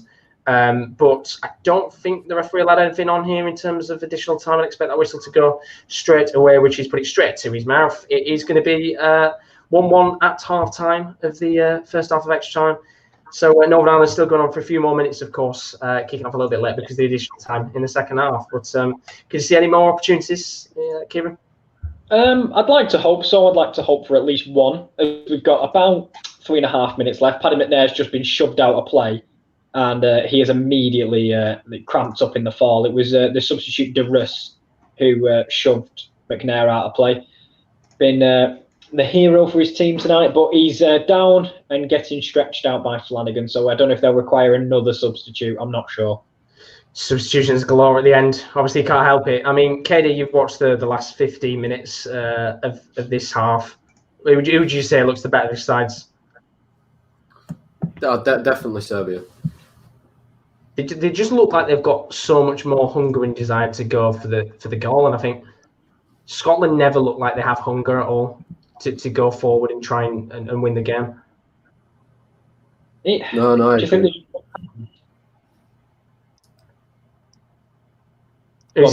to go first. Go on, Keddy. Oh, I just said I agree with Josh, that's all. What were you going to say before, Kieran? Oh, I said, do you think they're just waiting for penalties because they conceded the late goal? So do you think they're just waiting for try and test a luck, basically? I see. The thing is, though, would you really want to rely on a penalty shootout? I know, obviously, they beat Israel, which wasn't Scotland the game where they'd never been in a penalty shootout until that point. There was one game last time where there was one international side that had never played in a penalty shootout, and I think it was Scotland, who'd never been to pens against Israel, and obviously they won it. Maybe I'm thinking of a different international team, but would you really want to gamble being in the Euros on a penalty shootout? I don't know. Depends how much Serbia have been the better side. But Paddy McNair is coming off, and I think that's Shane Ferguson. I'm not quite sure. It is. Shane Ferguson's coming on. Well, the ball is underway for the second half. 15 minutes left if someone to write their name in European folklore. Of course, we've had a few little chances here and there, but they've really got to go for it now, Scotland, in my opinion. You cannot sit back and play a 5 at the back and just hit and hope and eventually just, be desperate to see if one chance comes before the end of this half an hour. You've got to go to Serbia because the more pressure you allow Serbia to come forward in numbers, eventually you'd expect one of these quality players to put the ball into the back of the net. I mean, for God's sake, they've got Mitrovic, Tadic and Jovic. They are players you would expect to put the ball in the back of the net 9 times out of 10 in comparison to players like McBurney and Patterson. No offense to them. I'm not a fan of teams just sitting back and then waiting for penalties because I feel like anything can happen in football. You could, the Serbia could dominate, and then all of a sudden you get a counter attack and you've won, and you've got to put the ball in the back of the net. But if you're just sitting back, you're not. It's just like you're not trying. And I know obviously that some teams rather would go to penalties, but yeah, I'm not a fan of it. It's more of a risk because, for example, if you sit back for however many minutes and you don't even try to go forward, then you concede with 30 seconds. It's immediately everyone has to push forward, but you've wasted half your time by sitting back. But speaking of going forward, Slovakia are actually prowling around Northern Ireland's box and the ball will be whipped in. It's got to the feet. He's released Hamsik. Strike straight at Peacock Farrell. Nerves for Northern Ireland, but I think that'll be the last action. We got a minute added on. Not sure why.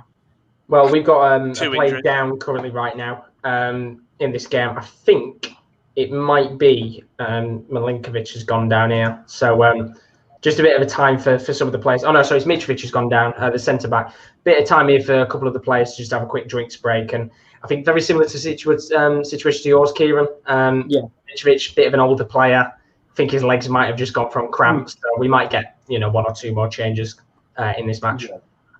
Yeah, that's definitely where the 1 minute came from because McNair was down for a short amount of time with cramps, so that's understandable. But I think this second half of extra time will just probably peter out as Johnny Evans' lofted ball forward reaches absolutely nobody, and I think in 4 seconds' time we're going to see the whistle. There we go, half time of extra time, Josh. There we go. So Mitrovic has just come off in this game because of his cramp. Spajic has come on. So one change at the back there with 13 minutes left as, of course, Serbia try and push for this winner, as do Scotland, although it doesn't feel like they're pushing for a winner right now. I think there'll be a lot of Scotland fans a little bit annoyed with how they've played, to be honest, because they were kind of quite happy to score the goal and then just sit back and kind of expect Serbia to not push forward and go for goal. Do you know what I mean? It's a bit of a stupid situation, to be honest, because as I said, I thought at 70-minute mark, you'd go out there and you'd try and get a second goal and kill the game off. But apparently not in this situation. Scotland quite happy to sit back. But we've got 12 minutes left of this match. Still 1-1 between Serbia and Scotland. Of course, Northern Ireland and Slovakia 1-1 in that game as well. Time's running out. And I've got to say, I don't really agree with KD. It just genuinely feels like Serbia, the only team trying here to win it. Yeah, I mean, it's just lofted balls forward, headed away, isn't it, really? Nothing different from the first real half of extra time. Yeah, exactly. It feels like just there's no sense of urgency from Scotland to go and win it. I mean, Callum Patterson's currently now playing at right back. Obviously, he's here, there and everywhere just because the amount of different positions he can play. But 12 minutes left. Luka Jovic is at the corner flag being marked by 3 Scottish defenders. Tries to flick a ball into the box. Doesn't get anywhere in the end. And There might be a chance for Scotland to break. McBurney, ball's hit just a little bit too heavy, and it's going to go out. And I tell you something, Kieran, you'll have just seen McBurney probably on screen a moment ago. He does not look right with that facial hair. No, you're right. He looks awful. It's like it's Movember. Keep the facial hair. What are you doing, shaving it off? Unbelievable. We've had another sub, Josh. Malik Hamsik is off. Oh wow.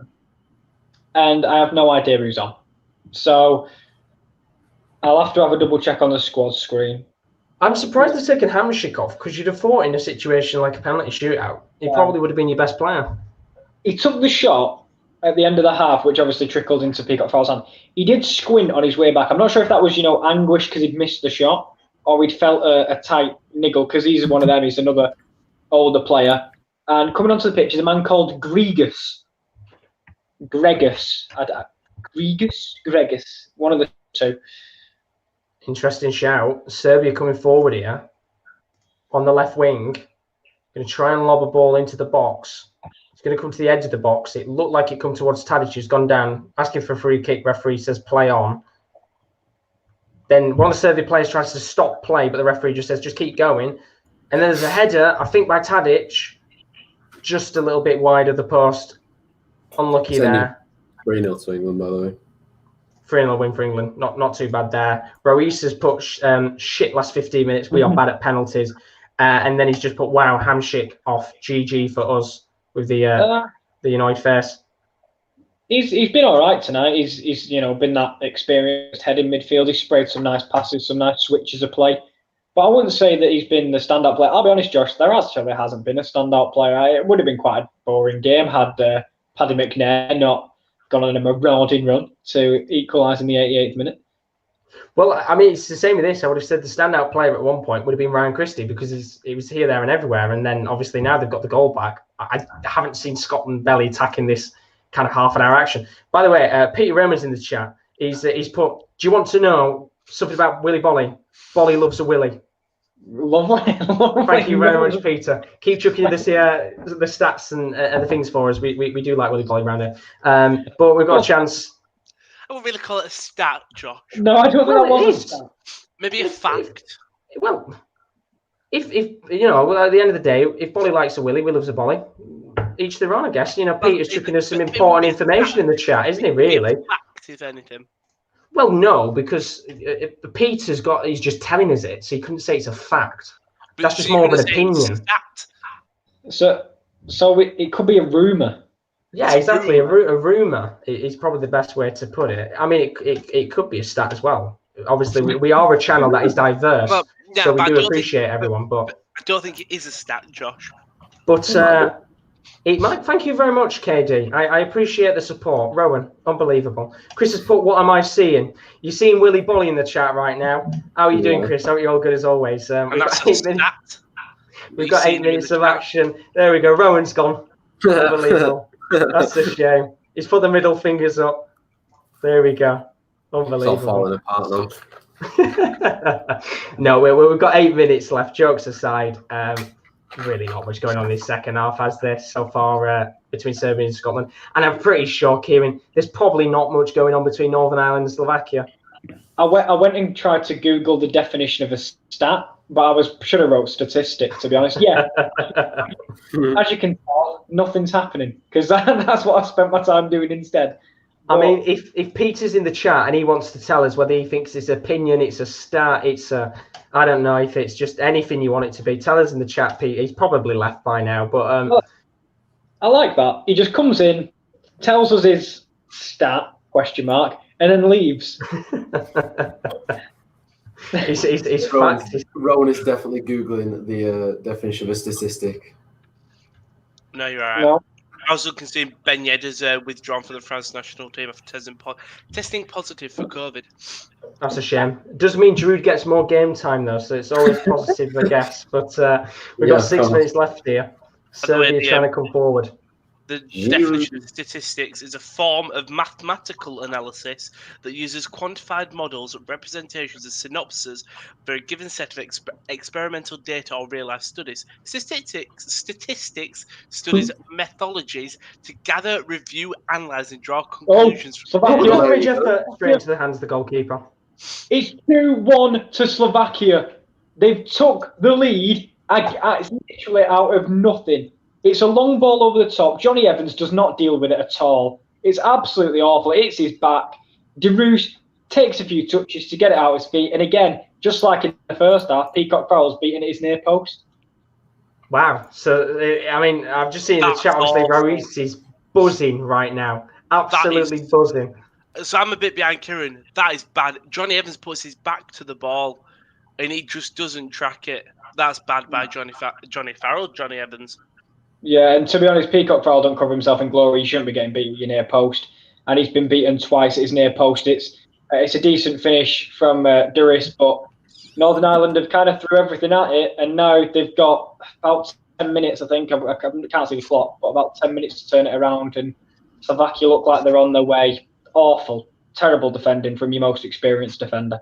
Well, Ruiz doesn't care. He's like unlucky for him, but of course, all he matters about is the fact that his nation is about 10 minutes away from being in the Euros. Kyle's put awful defending, awful goalkeeping, should be saving it. And then Chris has put, I was in a miserable mood, as always, then, seeing that I can't stop laughing. Well, Peter's not come back in the chat, so we're never going to find out what's gone on there, but 5 minutes left of action here. It's still 1-1. Scotland got a free kick. Ball's lobbed into the box to no one. Few players calling here for a free kick for Serbia, which the referee is going to give. McBurney not happy with the referee. I think this one, as you said, KD, you might be right. I think this is going to penalties. Yeah. I think it's fizzled out quite late on it. Although they're going to make a change in Scotland. And, well, why make the change with 4 minutes left to go? I don't know, Steve Claw. I'm pretty sure there are Scotland fans screaming right now at their TV saying, why have you not made this change earlier? O'Donnell's come off the centre-back. Lee Griffiths comes on. Now, why the fuck Lee Griffiths has been left with 4 minutes of 2 hours? I don't know. Yeah. I'm sure they brought him on earlier to try and push for the winner. Yeah, but he's been brought on for penalties. I do agree he should have been brought on earlier. I don't get why they've left it so obviously penalties, as you guys said, but you go for it. I'm guessing he wouldn't have wanted to take off another strike for him and leave himself exposed at the back. Sorry. No, don't. It's me just getting frustrated because why give away cynical fouls when the opposition's going absolutely nowhere, and just stops the clock, and that's stops the game, I should say, and that's going to be the problem for Northern Ireland. They have got 8 minutes, but I honestly don't see a way back for them. No, they've been poor most of the night, to be honest. I mean, I'm just having a look on social media just to see, obviously, what Scottish fans are reacting like, and they're not happy that it's taken him 116 minutes to put him on. But obviously he's on. Penalty shootout's potentially coming. We've seen him before strike a few penalties over the last couple of weeks for Celtic into the back of the net, but they've still got 2.5 minutes left to defend here because Serbia are coming forward. They've got 2.5 minutes here to try and get what would be an incredible last-ditch winner. We've seen some incredible Euro playoffs over the last couple of years. I can remember Sweden-Portugal ending 3-3 a couple of years ago. I think that's the best playoff there's ever been. Serbia here, ball lofted into the box towards Mitrovic. Doesn't come down to him in the end. And I think the referee's going to give a free kick here for Scotland. And just looking in the chat. Peter's back. Want to know something about Robin Koch? Robin loves a cock. Now, Peter, before you vanish, is that a stat, an opinion? Or a rumour? Is it rumour? Keep bringing them, Peter. Keep bringing them indeed. But we've got 2 minutes left here, and it looks like one of the Scottish players is just slightly limping. Not what you really want to see without 1 minute and 40 seconds before you're going to penalty shootout. But Northern Ireland, Slovakia, of course, Slovakia 2-0 in extra time. What do Northern Ireland do now, Kieran? No, they have to go all-out attack. I'll be honest, it's exactly what you'd expect from Slovakia. They're rolling around at every opportunity. You know, everyone's got an injury all of a sudden out of nowhere. It's typical football. You know, it's been a decent game overall, but they've not kicked the ball back to Slovakia after their player went down injured, which I love to see. Shit housery from Northern Ireland. That's what we love to see. Serbia might have one more chance here. A minute left on the clock, trying to get a ball into the box towards Mitrovic, who's been the key figure tonight to try and hit it towards. It's a little bit of a weak cross, doesn't get to him in the end. Cleared out of play. Chris is dying in the chat because of Peter. Thank you very much, Peter, for bringing the hype at the end here. Certainly has helped out with these extra time kind of periods of play, but it's got to be over now with 40 seconds left. It's a free kick just inside Slovakia's half. Stephen Davis, the captain, stands over it after a niggly foul just inside their own half. His long ball into the box. He decks it as he passes it in, and it's right into the hands of Rodak. And the one thing he catches is with 5 minutes to go. 20 seconds left. This is it now. If there's one opportunity at the end, it feels like it might be for Serbia here, although Scotland with some good defending at the back. Referee surely going to blow his whistle at the moment. Trying to go long ball here at the end. Robertson trying to get it up towards Lee Griffiths and McBurney. It doesn't get to him in the end, but Scotland coming forward. It's the halfway line. And Serbia, 3 seconds left. Referee has his whistle in his mouth, but he might just let Serbia go on here. 1 minute of additional time is actually being given. They're going to try and go long ball. You can see the aim is to go to Mitrovic or Jovic from headers. It's not really worked well here, but you could be a hero. They're coming forward. They've got a corner with 40 seconds left. Now, I'm moving my microphone back here for the purpose of the boys, just in case. Because we saw, obviously, in the previous game, in the previous match, in the second half, it was Luka Jovic that scored from the corner in the last minute to get them back in this game. 20 seconds left here. I'm not a Scotland hater. I'm just a passionate fan if this goes in. So I do apologise. It's going to be locked in a second. Well. It will be, yeah. Big chance here for Serbia to win it. The referee's too busy dilly-dallying with some of the defenders, jockeying around each other and pushing each other. Just get on with it. Sorry, the player went out with a head injury, and I love how the ref didn't care. For about two minutes there, he ran away, couldn't give a crap, and then he's had to pull it back. But he really didn't fancy giving a fuck. He's cleared away, hit on the volley, and that is the worst volley I've seen in my entire life. God. I'll put my microphone back because we're going to a penalty shootout to decide who's going to the Euros. Serbia, Scotland. Oh, this is what we love to see. Massive itty shafts. Yeah, if I was a Scottish fan, I would kind of be sat here right now thinking, are we a little bit lucky that Serbia didn't score in the last half an hour with the amount of chances they had? But if I was a Serbia fan, I'd be looking at it the other way and saying we should have probably took advantage of that half an hour there and got the winning goal. But Scotland still in it somehow. We're going to penalties. Who do you think is going to win it, boys? Go on, Scotland. Let's go on Scotland. Yeah. Serbia. I've got a feeling. Before we carry on, Rusnak has been replaced by Gjomba. So Gjomba's on for the last 3 minutes. I think we'll have some additional time because of all the pageantry from Slovakia. We'll see. Nervy times. Well, there's going to be obviously a few more minutes until we go to penalties in this game. Do tell us in the chat what you think it's going to be. Who do you think is going to win the penalty shootout in a moment? We've still got Northern Ireland, Slovakia going on for a few more minutes here, which should cover us until the penalty shootout. But Chris has put the tension here while watching this, while Peter doing what he's doing, nothing better. And then Royce has put Rusnak down. No. Rusnak down. He had one more centre back. Rusnak down, he meant, in that situation. Referees are the worst. No, referees are the worst because Karl Lafferty's doing nothing. And the referee's giving a foul because Slovakia, Milan Skriniar's gone head over heels for no reason. It's eking away from Northern Ireland, this one, as Scotland go to penalties. Well, the referee just having a talking to one of the players that's come off for Scotland. John McGinn, I think. Yeah, just having a bit of a chat with him.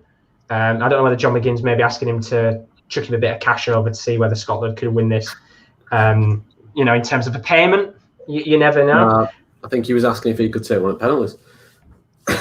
to the referee, who just comes on after being substituted off. But no, this is a big opportunity for both sides. Remember, as I said before, Serbia in 2018 were at the World Cup. Scotland haven't been in a tournament now for over a generation. Oh. If you're a Scotland fan, Oh. you have major nerves right now. As Sumi puts, I'm from Hungary. We just scored the last goal in the additional minutes. Peter, you must have been absolutely buzzing with that goal because KD watched that game. What a way to win it, Kieran. Oh, yeah. It was an absolutely outstanding goal by Szoboszlai. Absolutely thundered it from about 25, 30 yards in off the post. But literally moments before he actually scored, there was 2 outstanding blocks by Hungary players, putting their bodies on the line, and then just a counter-attack of dreams. Well, this is it. The referee talking to the 2 captains, Tadic and Robertson. This is a time for heroes. If you are going to represent your nation on the biggest stage. Oh, wait! Oh! It was headed by Johnny Evans. Marek Rodak had it and he dropped it in front of the feet of Liam Boyce, but he just jumped onto it before the ending. Oh, look at that, he's down. Jesus Christ. Frustrations filled in at the end there. Chris has put Willie Bolly and Robin Koch to play together at some point. It's commentator's dream. And then Ronnie's just put hello Hungary, Slovakia is here too. Loving it tonight. But if you're a Serbia or Scotland fan, this is it now. If you're going to become a hero for your nation, this is the time. David Marshall against Rajkovic. The 2 goalkeepers have a chance to put their name in folklore. Question is, boys, is someone trying to Panenka tonight? Have any of these players seen Ademola Lookman's Panenka penalty from about 2 weeks ago? I hope not. I hope not. But... Yeah, let's hope nobody tries a Panenka and has the audacity to do it. But Scotland are going to take the first penalty of this game. I think it's Lee Griffiths who's gone up to take it first. Griffiths. Can he do it for Scotland? Well, Rajkovic is going to go to goal, of course. Stade de Reims goalkeeper. That is a terrible kick. Oh my God. Right. Here we go then. It is Lee Griffiths that has stepped up to the spot. Well, is the play that's come on, of course, the latest in the game, so he should technically be the freshest here. The last time I remember somebody bringing on someone for penalties, it didn't work out, and that was Ryan Brewster for Liverpool. Different situation this for your country, but Lee Griffiths is stepping up first for Scotland. And why do I feel like Scotland are going to miss 2 of their penalties? I've got a feeling they're missing. Lee Griffiths steps up. First penalty into the top right-hand corner. 1-0 Scotland. And his kid did get an hand on it. Yeah, he did get an hand onto it, but he never misses, does he, Lee Griffiths? As there's 3 minutes of additional time in that Slovakia game, apparently. There is, yeah. How long do you think was left? Like, I forgot Kieran's ahead of me. I was going to say I'm watching the game. It's 1 minute and 15 left in this one, I think. Well, about a minute now. I can't see it. So what I was going to say is, do you think they've got a chance of coming back in with like a minute left? Then I realised you were ahead of me, so I didn't know how long was left on yours. Yeah, there's about 50 seconds left on this one. Serbia step up. 1-1. Oh, there we go. That's a great penalty. Really good penalty from Dusan Tadic. Calm and comfortable. That's what you expect from your captain at this stage. Chris puts, why do I feel like Scotland will lose now after Serbia's late equaliser? And Peter, still can't believe it. We scored 2 goals in 4 minutes. Unbelievable performance from Hungary tonight. And that was a great penalty there from Dusan Tadic. Kisses the badge. That's what you love to see. 1-1. Next player to step up to the spot is going to be, I think it's Callum McGregor. Is indeed. Big chance here for Scotland. Well, this is the last one. Nervy times here. So Callum McGregor steps up against Rajkovic. Lee Griffiths went to the right for the first penalty. Callum McGregor goes to the right as well and into the back of the net. Rajkovic goes the exact same way again. 2-1 Scotland. The referee's blew. Slovakia are through. Unbelievable. Bit of frustration. They're happy for Slovakia to go through as Rousey celebrating. Oh no.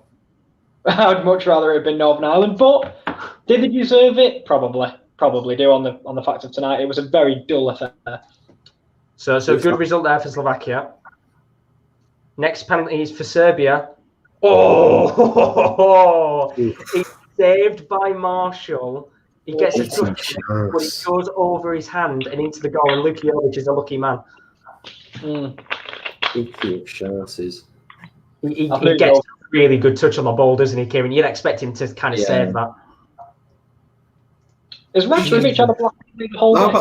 about to say that. Yeah, he's had a black eye for the whole Did game. someone punch him or something? Oh, is that McTominay? He's not missing. He's Right, not here we missing. go. McTominay steps up for Scotland. He's The not last missing. two penalties have gone to the right. Penencrit, please. Is McTominay going to miss? Takes it, and it's into the bottom left-hand corner. 3-2 What a Scotland. penalty. Great pen. It was a good pen. Really good penalty indeed. And well, Kieran, he was not missing that. And Rajkovic this time doesn't. Well, actually, he does dive the right way. That's the third time now he's gone the right way and he's not been able to get a hand onto it. But that's the best penalty night so far, I think. Them ones either go well wide or bottom corner. Do you know what I mean? Good penalty indeed. Right, next player to step up to the spot is Josh. for Slovakia. Look where he's got.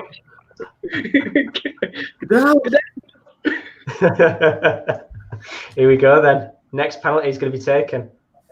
Number 6 is taking it, I think.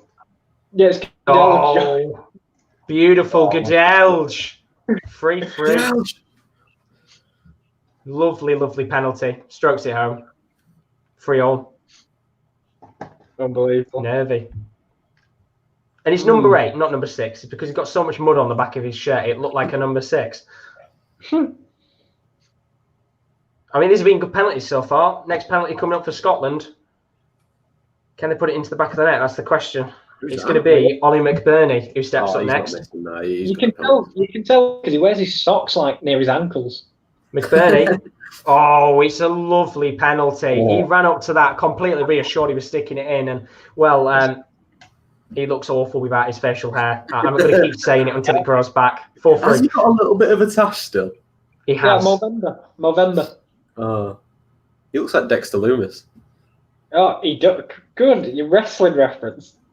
He does. Jesus Christ, he really does. Next penalty taker to step up to the Oh, spot. wow, he does look like him. Is going to be Alexander Katai. Oh, this is going in. LA Galaxy winger. 4-3 Scotland. It's been a good penalty shootout so far. He doesn't strike me as a confident player. I've got a feeling he might not score this. Katai against Marshall. Rifles it into the back of the net. That's a really good penalty. Comfortable and calm from Katai. 4-4. Very close. Very close from David Marshall. Very good indeed. I mean, the goalkeepers are guessing the right way, but they're just wide of the mark. Well, being able to save it. Sudden death now. It is indeed. So this is it. Sudden death indeed, as Kieran has said. And the next player to step up to the spot is Kenny McLean, number 14, one of the substitutes that was came a on. penalty, by the way. Have you just seen it now? It was a great one. Rowan can relive the winning team's moment in about a minute's time, potentially, depending on what happens here. Because McLean, as I said, substitute, has got a chance here to put Scotland with the advantage in sudden death. He steps up to the spot. He blasts it into that left-hand corner. And I have to say, these penalties have been exceptional so far. 5-4 Scotland. It's all down to this next penalty. I don't even care, but I'm kind of tense. I don't know. I don't even care. So here we go. This is it. 5-4.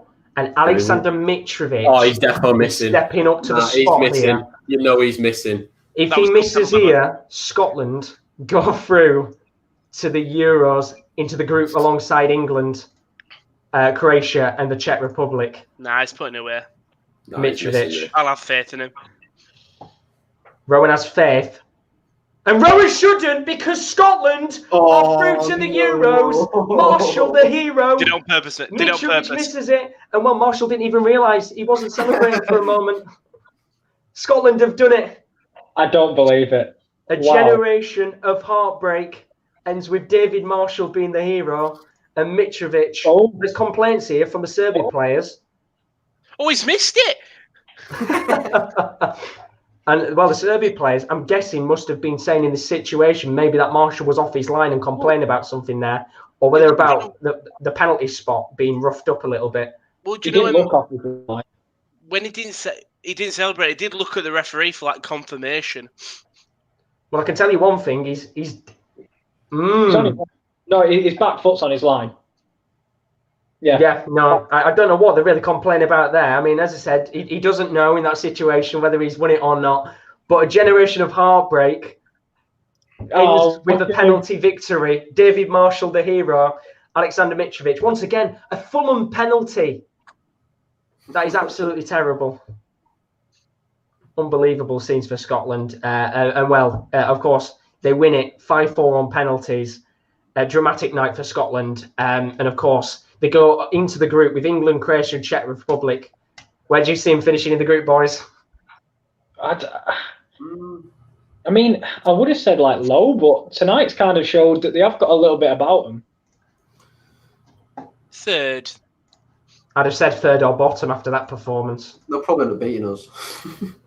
But, I mean, it'll make for a very good game, England v Scotland. Yeah, There'll be a lot of passion in that. Congratulations. Wow.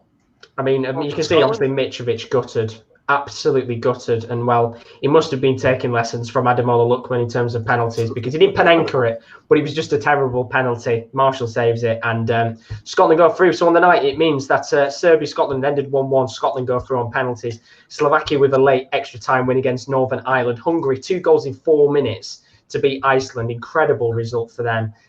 England with a 3-0 win against the Republic of Ireland in international friendly, and the best game of the night. Rowan, you loved it. Wales 0 USA 0. It was great. It was a great game. It really was. Absolutely incredible games across the board indeed. But that's it. Scotland's heartbreak ends as they go into the Euros with an absolutely fantastic penalty victory. Kyle saying that's how you take pens. Congrats, Scotland. Chris saying Bernardo will be happy Mitrovic missed. He will indeed. It's a shame he wasn't in the chat because he'd probably gone mental. And Chris said it's England, so I'm a negative England fan. Won't be shocked if we get knocked out. But for those of you that have joined us tonight, thank you very much for joining us on the Euro Playoff Show. Very greatly appreciated indeed. Thank you very much, KD, Rowan, and Kieran L, as always, for joining us. Thank you very much. We'll be back on Saturday for the Nations League show. We've got 4 very big games to cover, including Germany, Ukraine, Portugal, France, Sweden, Croatia, and Switzerland, Spain. We'll be live for that from 7:30 with KD, KL, myself, and Will Pete. But as for now, have a great morning, afternoon, or evening, wherever you are, and we will see you again soon. Good night.